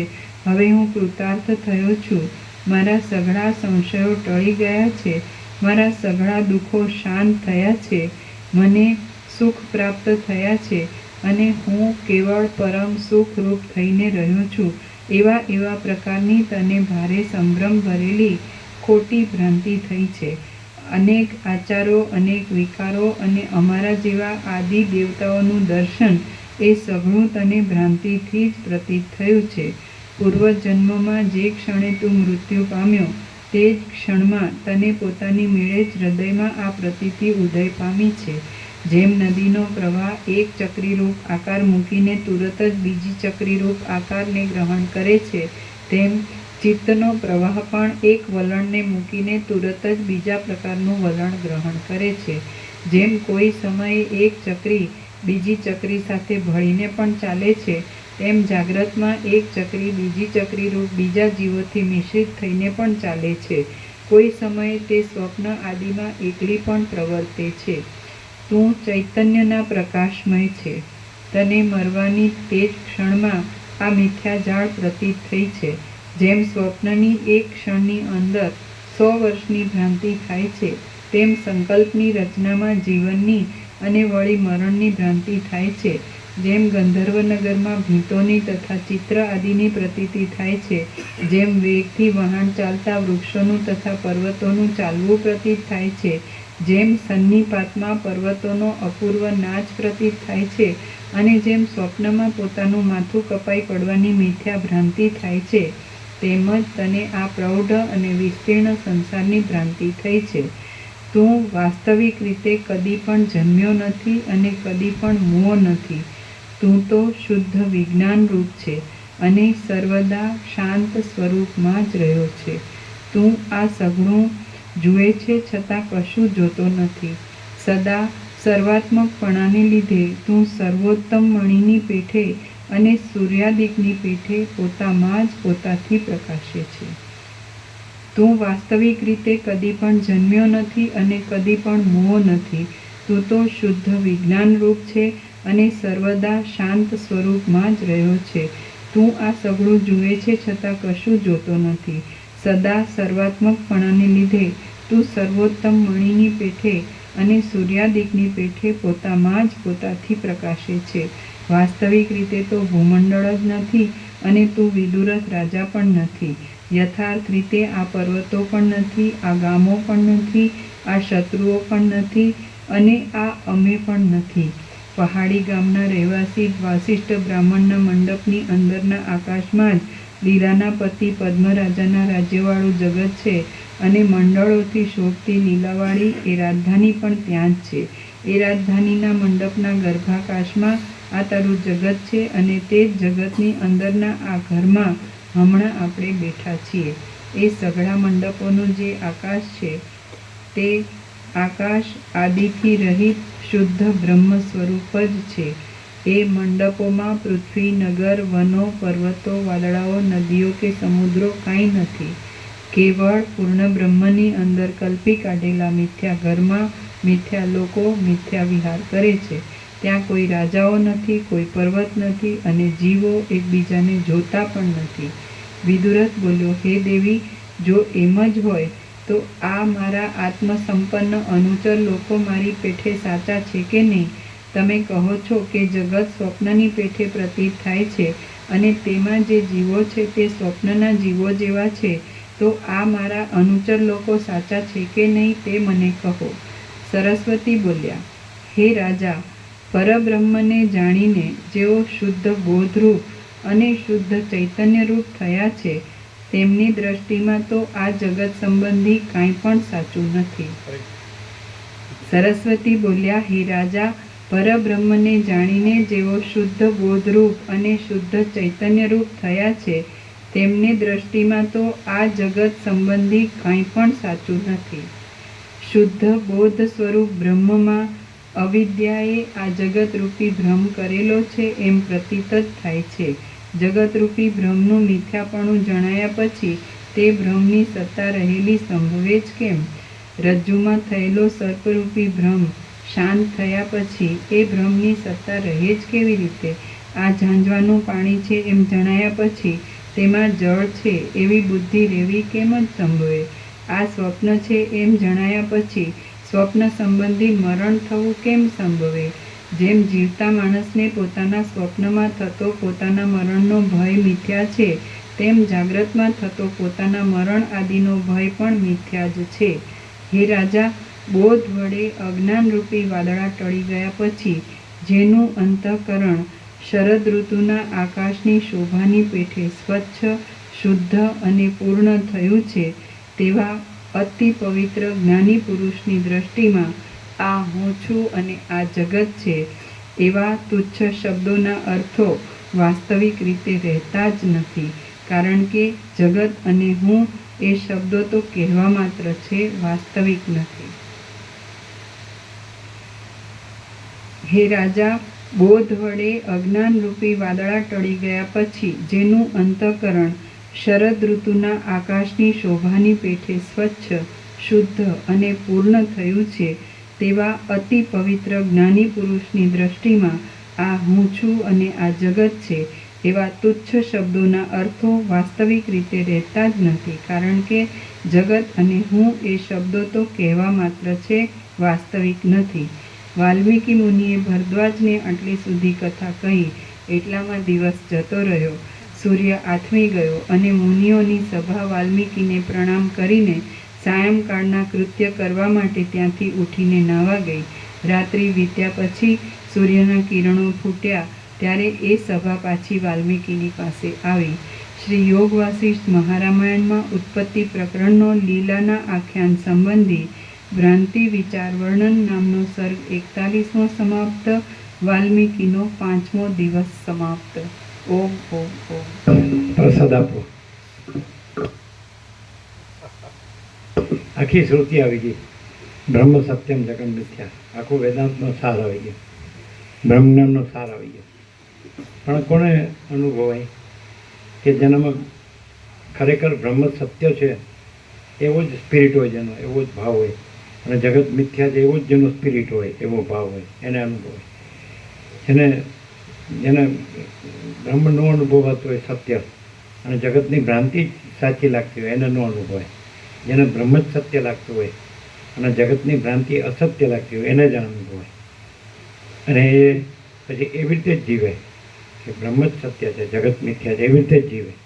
એટલે અને અજ્ઞાનની ભ્રાંતિ હોય તો એને એ બ્રહ્મ સત્ય છે નો અનુભવાય, બોલે એ ન ગણે, એને જગતની ભ્રાંતિ સત્ય છે એવું જ લાગે, અને એવી રીતે જ જીવે.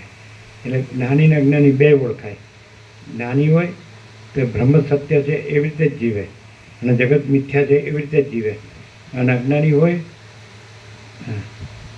હોય તો બ્રહ્મ બોલવામાં જ બોલે, બાકી બ્રહ્મ કાંઈ નથી એવું હોય. બ્રહ્મ ખાલી એમ કે શબ્દ જ છે એવું હોય.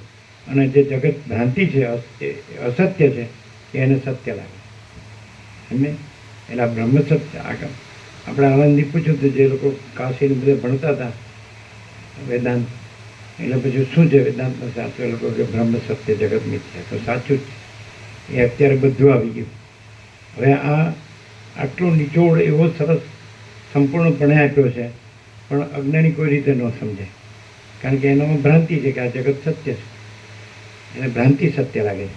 અને જ્ઞાની હોય તો એને બ્રહ્મ સત્ય લાગે છે, એને આ જગત ભ્રાંતિ છે ને અસત્ય છે, અને એ એવી રીતે જીવે છે. જ્ઞાની ને અજ્ઞાની કેવી રીતે ઓળખાય? જ્ઞાની આ જગતની ભ્રાંતિ એને ભ્રાંતિ નથી લાગતી, એ ભ્રાંતિ સત્ય લાગે છે, એવી રીતે જીવે છે. અને બ્રહ્મ જણાતું જ નથી, એને અનુભવાતું જ નહીં. ક્યાંથી અનુભવ? ભ્રાંતિ સત્ય લાગતી હોય ને બ્રહ્મ સત્ય અનુભવે જ નહીં. અને બ્રહ્મ સત્ય અનુભવતું હોય તેને બ્રહ્મ જ સત્ય અનુભવે, અને આ જગત ભ્રાંતિ જે અસત્ય છે અનુભવે જ નહીં. અને એ રીતે એ બ્રહ્મ સત્ય છે એવી રીતે જ જીવે, અને જગતની ભ્રાંતિ છે અસત્ય છે કાંઈ નથી એવી રીતે જ જીવે. અને જગતની ભ્રાંતિ સત્ય છે એવી રીતે જીવતો હોય તો એ ગમે એટલું બ્રહ્મ બોલે પણ એ કાંઈ નહીં.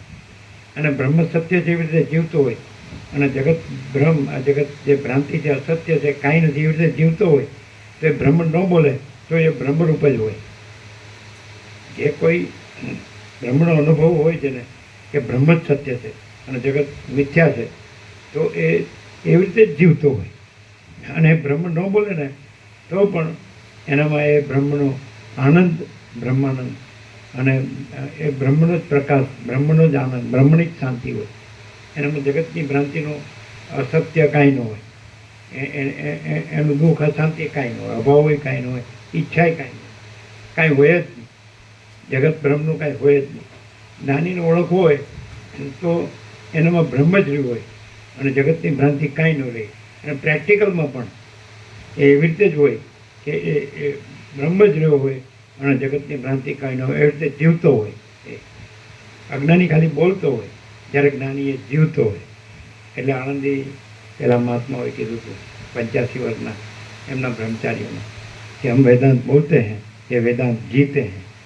એમ કીધું, ये वेदांत जी रहे हैं, हम बोलते हैं, हम खाली बोलते हैं, ये जीते हैं, लाइव લિવિંગ વેદાંત. ખબર પડે છે તો ખબર પડે છે. અને એનો સ્પિરિટ જ જુદો હોય. એ ખાલી એવું નથી કે ખાલી બોલે છે બ્રહ્મ સત્ય જગત મિથ્યા, એનો સ્પિરિટ એવો હોય, એની અનુભૂતિ એવી હોય એટલે આચરણ એવું હોય. પોતે બ્રહ્મ રહ્યા હોય એટલે એની અનુભૂતિ બ્રહ્મની જ હોય અને એનું આચરણ બ્રહ્મનું જ હોય. જે જગત મિથ્યા છે એનું એને કાંઈ હોય જ નહીં, એનું આચરણ પણ ન હોય, એનું જગતનું આચરણ ન હોય. જગતનું આચરણ હોય તો એ બ્રહ્મ ન રહ્યો હોય, બ્રહ્મ રહ્યો હોય તો જગતનું આચરણ ન હોય, મિથ્યાનું આચરણ ન હોય. મિથ્યાનું આચરણ હોય તો બ્રહ્મ બોલવાનું હોય તો ખાલી બોલવાનું હોય તો મિનિંગ નથી. અને બ્રહ્મ રહ્યો હોય તો બ્રહ્મ જ હોય, બીજું કાંઈ નહીં.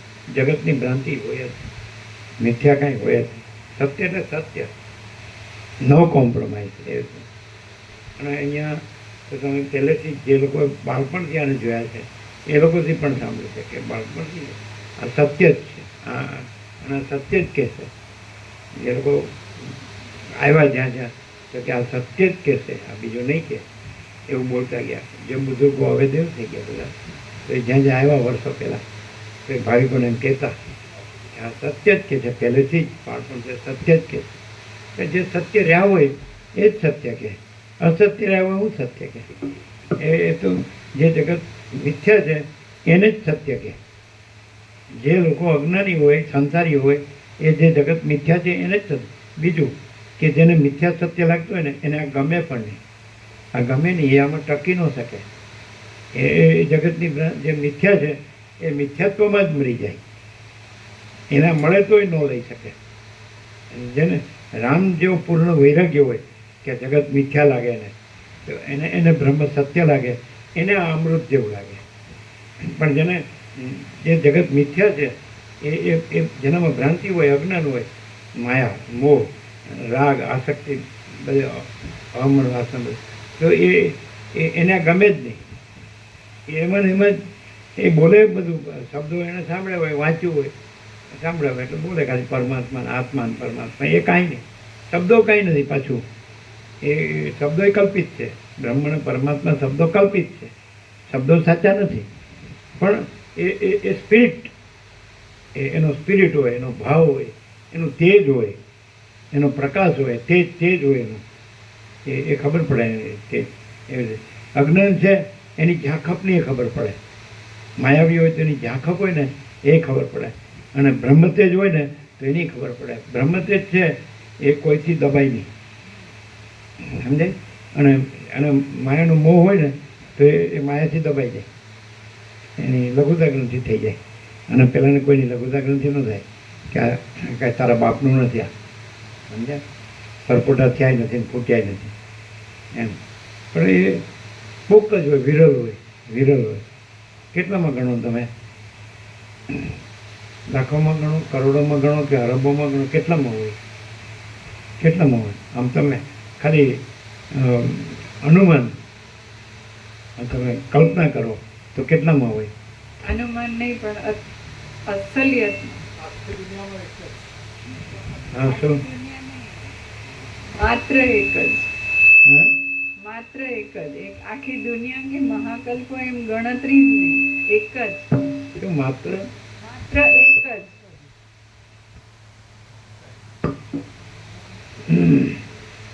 આનું કોઈ ગણિત તો નથી, ગણતરી નથી. પણ જે બ્રહ્મ રહ્યા હોય તે એનામાં જગત કાંઈ હોય જ નહીં, અને બ્રહ્મ જ હોય. અને એ ન બોલે ને એમાં નગર નથી બોલતા. બ્રહ્મ જ રહ્યા હોય, બ્રહ્મ સત્ય અને જગત મિથ્યા જ રહ્યા હોય, તો એ ન બોલે ને તો પણ એ અનુભવાય. અજ્ઞાનીને પણ અનુભવાય, સંસારને પણ અનુભવાય. કેવી રીતે અનુભવાય? એ પોતે તો જે જગત મિથ્યા છે એ રહ્યો છે, પોતે તો બ્રહ્મ સત્ય છે નથી રહ્યો. એને કેવી રીતે અનુભવાય ખબર? કઈ રીતે અનુભવાય?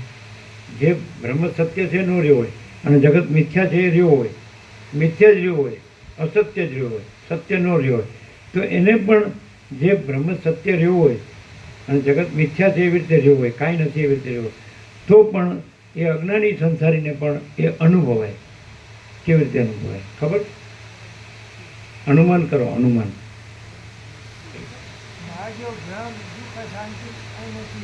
હે?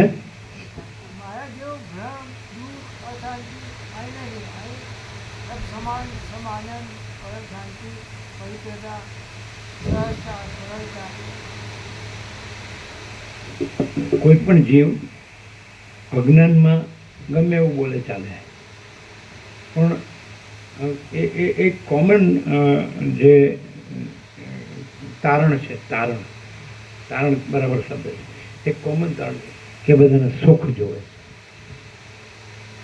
બધાને સુખ જોવે. તો સુખ શબ્દ છે એ બ્રહ્મવાચક છે, એ માયાવાચક નથી. એટલે જગતવાચક નથી, મિથ્યાવાચક નથી, સત્યવાચક છે. સુખ, આનંદ. આનંદ શબ્દ બ્રહ્મ સત્ય જગત મિથ્યા. તો બ્રહ્મ છે એ સત ચિત આનંદ છે. તો જગત મિથ્યા છે તો એના પર્યાય નથી. સત ને ચૈતન્ય ને આનંદ બ્રહ્મના પર્યાય. તો આપણે સત ને ચૈતન્ય છોડી દઈએ પણ અજ્ઞાની સંસારીને પણ આનંદ જોઈએ છે, સુખ જોઈએ છે. અને પછી જે જગત મિથ્યા છે એમાં એ બધું મથી લે, એને જેટલું મથવું એટલું મથી લે. દાખલા તરીકે રાજ્ય ભોગો, લક્ષ્મી હોય, ઇન્દ્રિયોના વિષય ભોગો હોય, સ્ત્રી, પુત્ર, ઘર, ધન, માન, પ્રોપર્ટી, જળ, જમીન, જોડું બધું એ મથી લે. અને પછી એટલે એમાં એને સુખ મળે નહીં. અને પછી જે બ્રહ્મરૂપ રહ્યા હોય, સત્યરૂપ રહ્યા હોય અને મિથ્યા ન રહ્યા હોય, જગતરૂપ ન રહ્યા હોય, મિથ્યા ન રહ્યા હોય, મિથ્યારૂપ ન રહ્યા હોય, તો ત્યાં એ આનંદ એ ન બોલે તોય એ આનંદ રહ્યો હોય છે. આપણે સતને ચિત્ત શબ્દ જવા દો, પણ બધાને સુખ જોઈએ છે એ શબ્દ પકડો તો એને જગત મિથ્યા છે. મિથ્યા હોય એમાં તો સુખ હોય જ નહીં, આનંદ ક્યાંથી હોય? ન હોય એમાં આનંદ ક્યાંથી હોય? એટલે પછી જે બ્રહ્મ રહ્યા હોય તો એ બ્રહ્મ તો આનંદ છે. રામકૃષ્ણ પરમહંસે કીધું કે બ્રહ્મ એઠું થયું નથી. એઠું થયું નથી એટલે બ્રહ્મ શું એ કોઈ મુખે ઉચ્ચારી શક્યું નથી. સમજે? બ્રહ્મ શું એ હજી સુધી કોઈ મુખ્ય ઉચ્ચારી શક્યું નથી. એટલે બ્રહ્મ એઠું થયું નથી. પણ તો પછી તો બ્રહ્મ ક્યાં છે?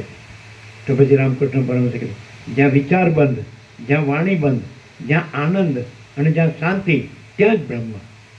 એટલે બ્રહ્મનું સ્વરૂપ આનંદ અને શાંતિ છે. અને જગત તો મિથ્યા છે, તો મિથ્યામાં કોઈ દિવસ આનંદ અને શાંતિ હોય જ નહીં. કાંઈ ન હોય એમાં શું આનંદ અને શાંતિ? અને જે પૂર્ણ હોય, અનંત પૂર્ણ, તો એ પોતે જ આનંદ છે અને શાંતિ છે. આનંદનો અર્થ શું? તેમાં કોઈ અભાવ નથી અને કોઈ ઈચ્છા નથી.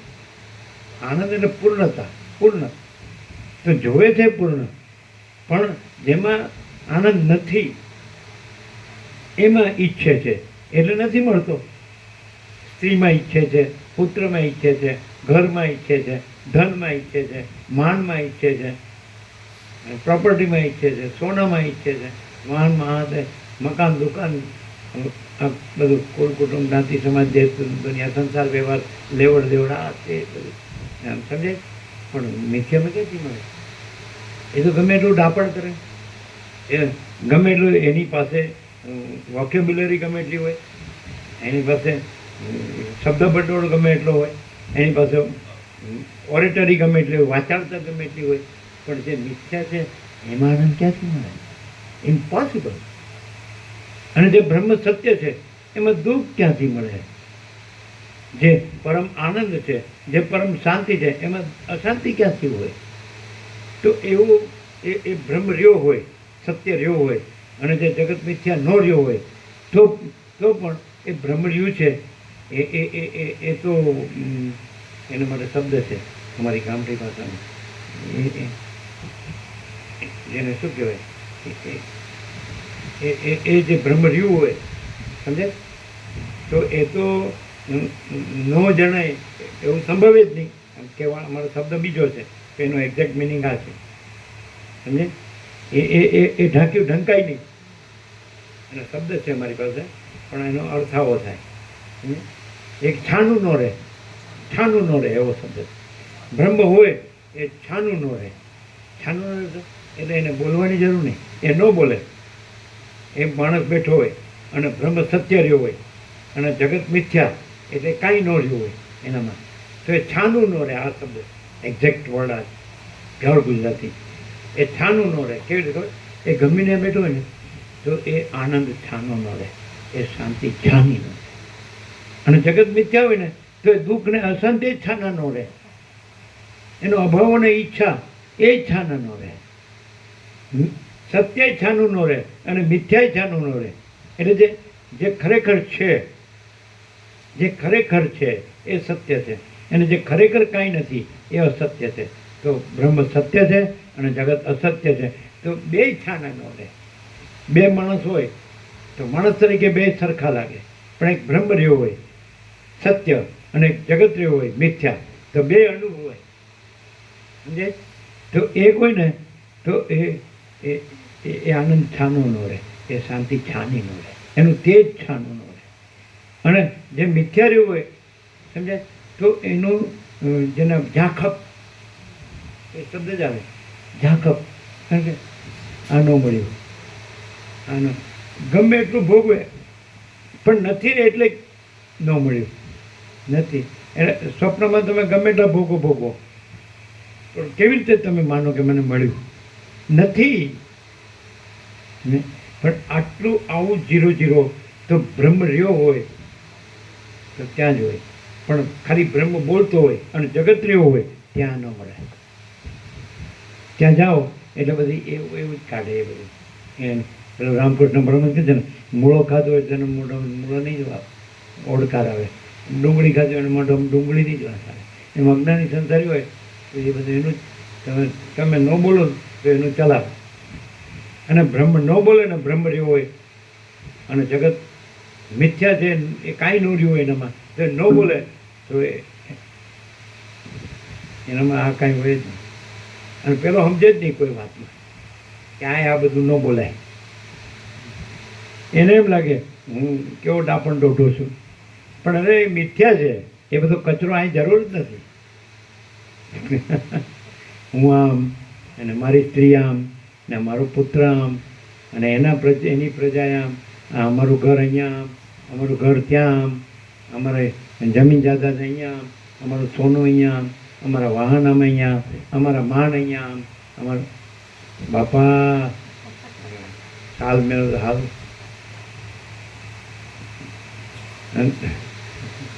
એને કાંઈ કહેવાય જ નહીં. અને હું કહું એ સાંભળે જ નહીં. અને જો તમે હવે આ તો આટલું બધું ખુલ્લું અને આ તો અખંડ આપણો 39મો રાઉન્ડ છે એટલે બોલી શકીએ. આમ શરૂઆત કરીએ આમ પેલું ખાલી પરમાત્માને પ્રણામ નમસ્કાર, ત્યાં જ પેલો ઉઠીને ભાગ્યો હોય. મને વચ્ચે કે લાગ્યા રહ્યો ત્યારે ખબર પડે, અને તો ઊંઠનો વાળો ત્યારે ખબર પડે.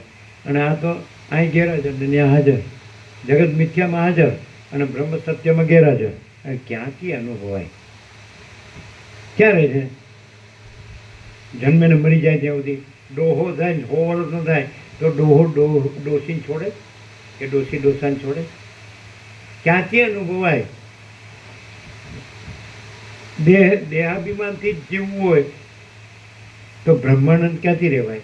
અને બ્રહ્માનંદ રહ્યો હોય તો સવારે જ આવ્યું હતું કે એને વળી સ્ત્રી ક્યાંથી હોય, એને પુત્ર ક્યાંથી હોય, એને ઘર ક્યાંથી હોય, એને ધન ક્યાંથી હોય, એને માન ક્યાંથી હોય, એને રાજ્ય ભોગ લક્ષ્મી શું, એ બધું શું છે? આવ્યું સવારે જ આવ્યું. એ જે રહ્યો હોય બ્રહ્મ રહ્યો હોય તો બ્રહ્મમાં આ બધું ક્યાંથી હોય? બ્રહ્મને કાંઈ સ્ત્રી હોય, કાંઈ પુત્ર હોય, કાંઈ ઘર હોય, ધન હોય, ગુરુ કથાકાર ઉપદેશકને બધું હોય, કરોડો ભેળા કરતા હોય. સમજે? આની કોઈ પેલી જ ન હોય, ગતા ગમે ન હોય અને મહિમા પણ સત્યની પરખ અને સત્યની આદર કદર હોય જ નહીં. એ હોય તો આ છોડે જ નહીં. સત્યની જો પરખ, બ્રહ્મ સત્ય છે, જગત મિથ્યા છે, તો એની એ બ્રહ્મ સત્યની આદર કદર હોય, એની પરખ હોય, આદર કદર આ છોડે જ નહીં. અને જગત મિથ્યામાં જાય જ નહીં. શું કામ જાય? કારણ કે મારી બૈરી પાસે જવું, કેટલા ત્યાં એ તો બસ મરવાનો થયો, પૂજે જ નહીં ને. પાપ આડા આવે, બધા કર્મ આડા આવે.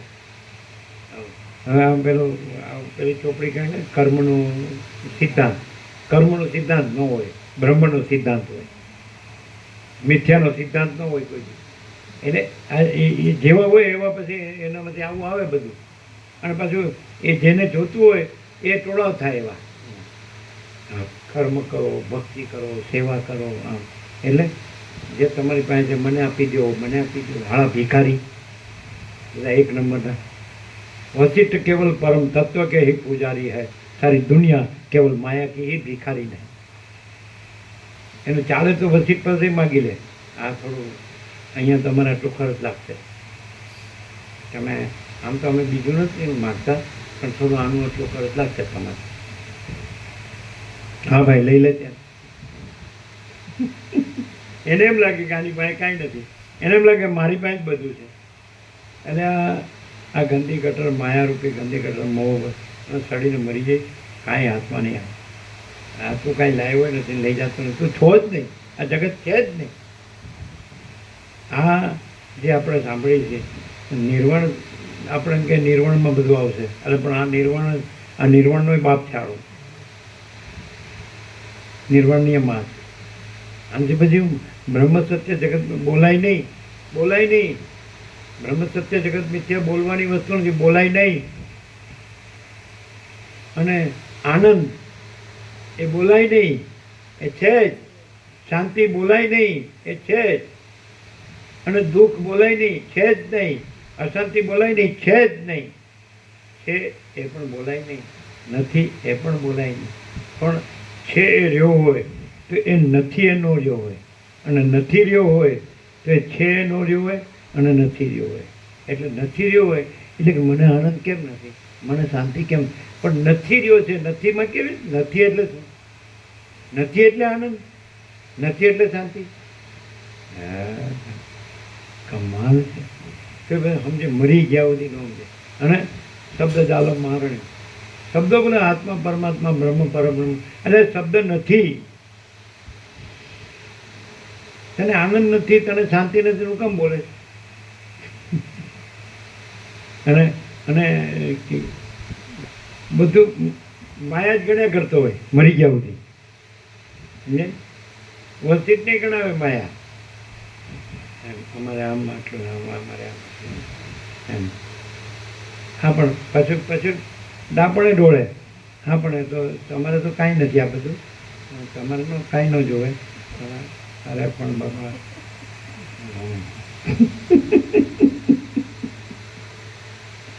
ખબર પડે કે પડ્યા. હા, મારો એક લાઈફ પાર્ટનર મરી ગયો છે, મને બહુ દુઃખ છે. ચક્રમ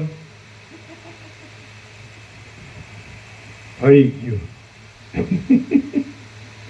એમનો એક લાઈફ પાર્ટનર મરી ગયો કેન્સરમાં. એને શાંતિ નથી. તમે જેટલા જો તમારામાં શું કે ઠપ થઈ ગયા કે ઠપ, તો જો આમથી મરી ગઈ તો ગોવા પ્રૂફ ઠપ થઈ ગયા, ડાઈ મરી ગઈ તો ચીનું પ્રૂફ ઠપ થઈ ગયા, અને તમારો એક લાઈફ પાર્ટનર મરી ગયો તો તમે ઠપ થઈ ગયા. આ રાહ જોઈ ક્યારે મરે, અને હું ઠપ થઈ જાઉં. પણ પેલી રાહ જોઈ કે આ ક્યારે મરે અને બધું મને મળે, એને એ ઠપ ન થાય. તમારે કેમ છે? શીરો કે સાલું મને પૂછશો નહીં, સાલા બધાની એ જ દશા થવાની. બધા સાલા ગાંધી ગટરમાં સડીને મરવાના જ સાલા. હવે જો ત્રીજું ઇસ્યુ આવશે અને પેટ ચીરવામાં આવશે અને બૈરી મરી ગઈ તો શું કરશો? સાલા મારે 2 છોકરા તો મોટા કરવા જ પડશે, એને ભણાવવા ગણાવવા પડશે, મારી જેમ એને તૈયાર કરવો પડશે, કમાતા કરવા પડશે, એને પરણાવવા પડશે, એના કુટકુડિયા રમાડવા પડશે. કરો સાલા તમારી તો ક્યાં હેન્ડ આવે એવું છે? શું કરો તમે? જો આંખો આમ ફાટવા માંડી કે મરી જ ગઈ હમણાં. અમે કાંઈ આશીર્વાદ નથી આપતા ને સાપે નથી આપતા, તમારા કર્મ પ્રમાણે થાય. તમે ઇન્દ્રિયોનો વિષય ભોગવો અને તમે મરી જાઓ એટલે કોઈ સાપ આપ્યો કે કોઈ આશીર્વાદ આપ્યો. અને તમે વસિત પ્રકાશ, પરમ ચિદાકાશ, પરમ જ્યોતિ, અખંડ જ્યોતિ, સોનું, કુદરતનો ખોળો એટલે ભગવાનનું ઘર, સુગંધ. આ સોનામાં સુગંધ છે. તમે સોનામાં સુગંધ રહ્યો તો સોનામાં સુગંધ જ મળે. પણ તમે પિત્તળ અને દુર્ગંધમાં રહ્યો તો પિત્તળ અને દુર્ગંધ જ ઇન્દ્રિયોના વિષય ભોગોમાં શું હોય? અને આ જળ જે બધું પદાર્થો છે જળ ભોગો એ પિત્તળ નથી તો શું છે? ચૈતન્યને સોનું કહેવાય. કંઈ ભૌતિક ધન ને મકાન ને દુકાન ને સોનું ને વાહન ને સમજે પ્રોપર્ટી, જળ જમીન ને જાયદાદ ને એ ચૈતન્ય છે. તો જળને સોનું ન કહેવાય, ચૈતન્યને સોનું કહેવાય. અને કુદરતનો ખોળો એટલે ભગવાન. આમ આપણે આમ એકદમ હરિયાળી હોય અને મનને આમ ઠરે, સમજે? એ 4 દિવાલ ઓક્સિજન ન આપે, પણ એક આ વૃક્ષ હોય ગટર, આપણે તો વર્ષો સુધી રહ્યા અને વૃક્ષ નીચે બેસો તો કેટલી નિર્મળતા, શીતળતા, પવિત્રતા, આનંદ, મંગળ, શાંતિ ઓક્સિજન આપે. 4 દિવાલ ઓક્સિજન ન આપે. આમ બ્રહ્મની લહેરો આમ વાંચીએ, પવનદેવ વાતા હોય અને વૃક્ષ હોય કટર. અમે અગાસીમાં સૂતા તો પીપળો આ જાય છે આટલા વર્ષો પછી એ જોઈએ 60-70 વર્ષ થઈ ગયા તો એ પીપળો આજે એવો ને એવો જ જોયો તો અગાસી પર પાછળ પીપળો સરળ સરળ રીતે ત્યાં ગત જતા સાંજના વાળું પાણી કરીને જામ્યા તમારે ત્યાં કદાચ સોમનાથની વિશાલા વાગી હોય 10 વાગે તો કદાચ સંભળાય તો સંભળાય ને ન હોય સંભળાય રાત્રે સોમનાથ આ લોકોને ટાઈમની રીતે ખબર પડે સોમનાથ આવ્યો 10 વસ્તુ એ અનંત આનંદ. ત્યાં ક્યાં પૈસા હતા, ત્યાં કેવા લુગડા હતા, ત્યાં કેવા શો હતા, ત્યાં ક્યાં સોનું હતું, અનંત આનંદ અનુભવેલી વસ્તુ છે. અને આટલું બધું છે પણ જરાય આમ દાચા જુઓ તો ઉતરી ગયેલા હા કેવા હોય કેટલું કરે આમ સારું દેખાવા તો પણ એ બાગડો રૂપાળો થવા જાય એનું થાય કાંઈ બહારના સૌથી રૂપાળા થવાય હે શું કહેવાય કાંઈ નહોતું. કૃત્રિમતા ઔપચારિકતા આડંબર બિલકુલ નહીં. કોઈ દિવસ આ પાવડર ચોપડે એવું જાણ્યું નથી. કેટલું બધું કરે તેલ ફૂલેલ ને અત્તર ને કેવા કપડાં ને કેવા કપડાં કાંઈ નહીં. ફોરેન રિટર્ને સાંભળ્યું નહોતું ને ડોલરે સાંભળ્યું નહોતું. કાંઈ નહોતું. ફાનસ હતું, લાઇટે નહોતી ને પંખાએ નહોતા ને રેડિયોએ નહોતો ને ટેલિફોને નહોતો.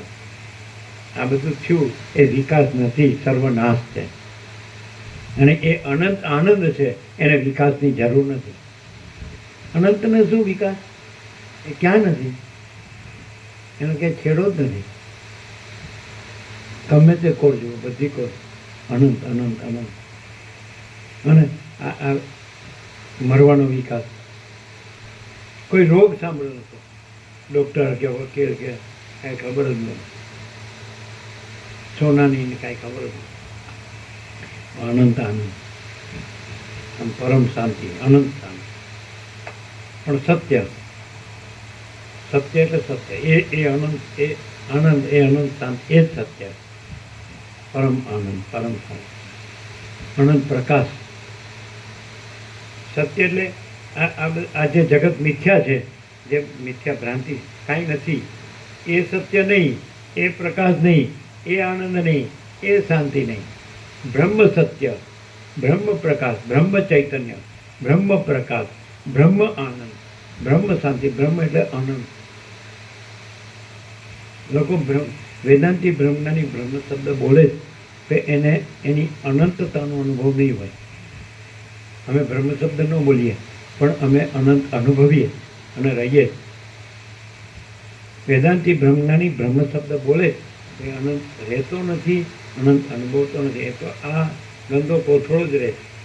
હું આ પુરુષ છું ને આ સ્ત્રી છું, આ પ્રજા છે ને પ્રજાની પ્રજા છે, આ ઘર છે ને આ ધન છે, આ માન છે, આ પ્રોપર્ટી છે, જમીન જાયદાદ છે, આ સોનું છે, આ વાન અમારું અહીંયા આટલું છે, અહીંયા આટલું છે. જડ ભ્રાંતિ. જગત એટલે શું? જડ ભ્રાંતિ. મિથ્યા એટલે શું?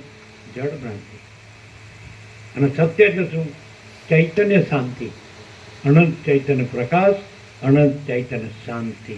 शांति है, सब कुछ है, शांति नहीं, कुछ नहीं है. 845 8/4/17 परम चिदाकाश, परम ज्योति, अखंड ज्योति. અમે પોતે છીએ.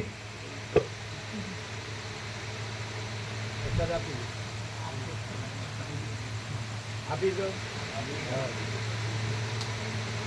લઈ લો.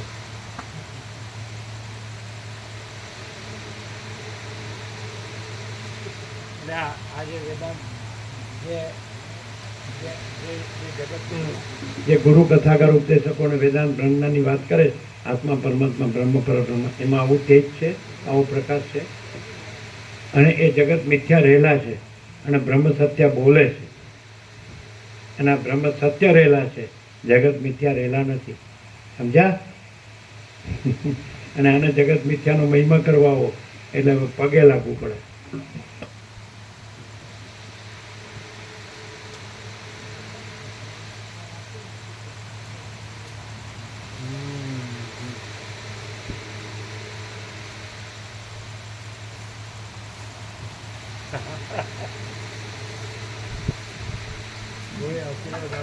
કોઈ સાપ આવતું નથી.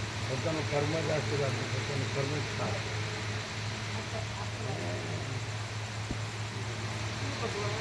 કેમ છે?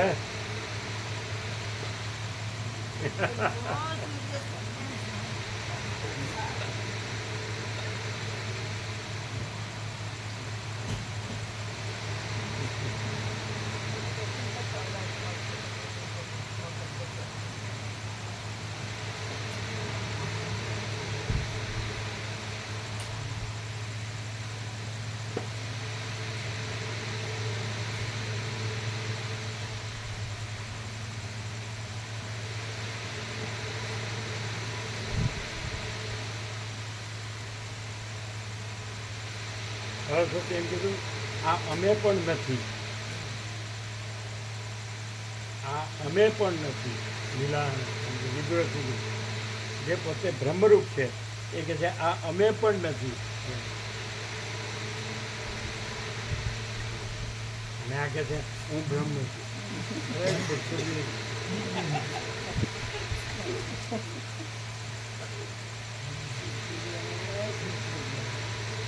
કેમ છે? આખી જિંદગી જે ગુરુઓ કથાકારો ઉપદેશકો છે એમાં આવું છે. એક એક દુકાન એક એક વેપાર. અને અહીંયા જો ખાય તો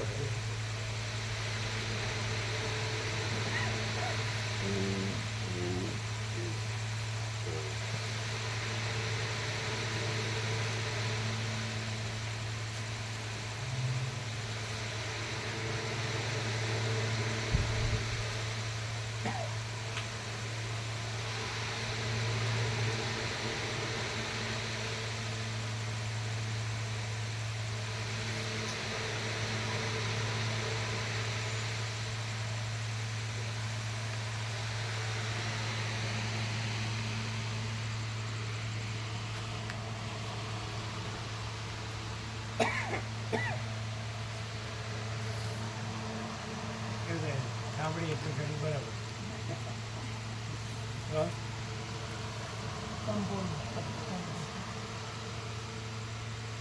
કેવું સાંભળ્યું? અનંત શુદ્ધ સીધા પાછળ છે, બીજો કોઈ જ નહીં. હા, અનંત શુદ્ધ સીધા પાછળ છે, બીજો કોઈ જ નહીં. બીજો કોઈ જ નહીં. બીજો કોઈ ભ્રમ નથી. પહેરી મળી જાય પછી છોકરા જ રહે તો સાંભળવા પડે, મોટા કરવા પડે.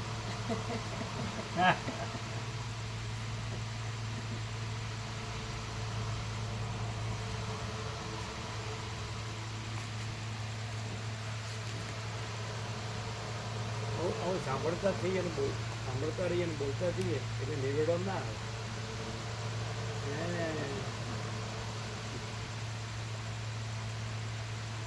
આવું રહીએ અને કાંઈ નથી ન રહીએ અને જે છે જ રહીએ તો જ નિવેડો. પછી કાંઈ નથી રહીએ અને છે એનું બોલીએ તો નિવેડો.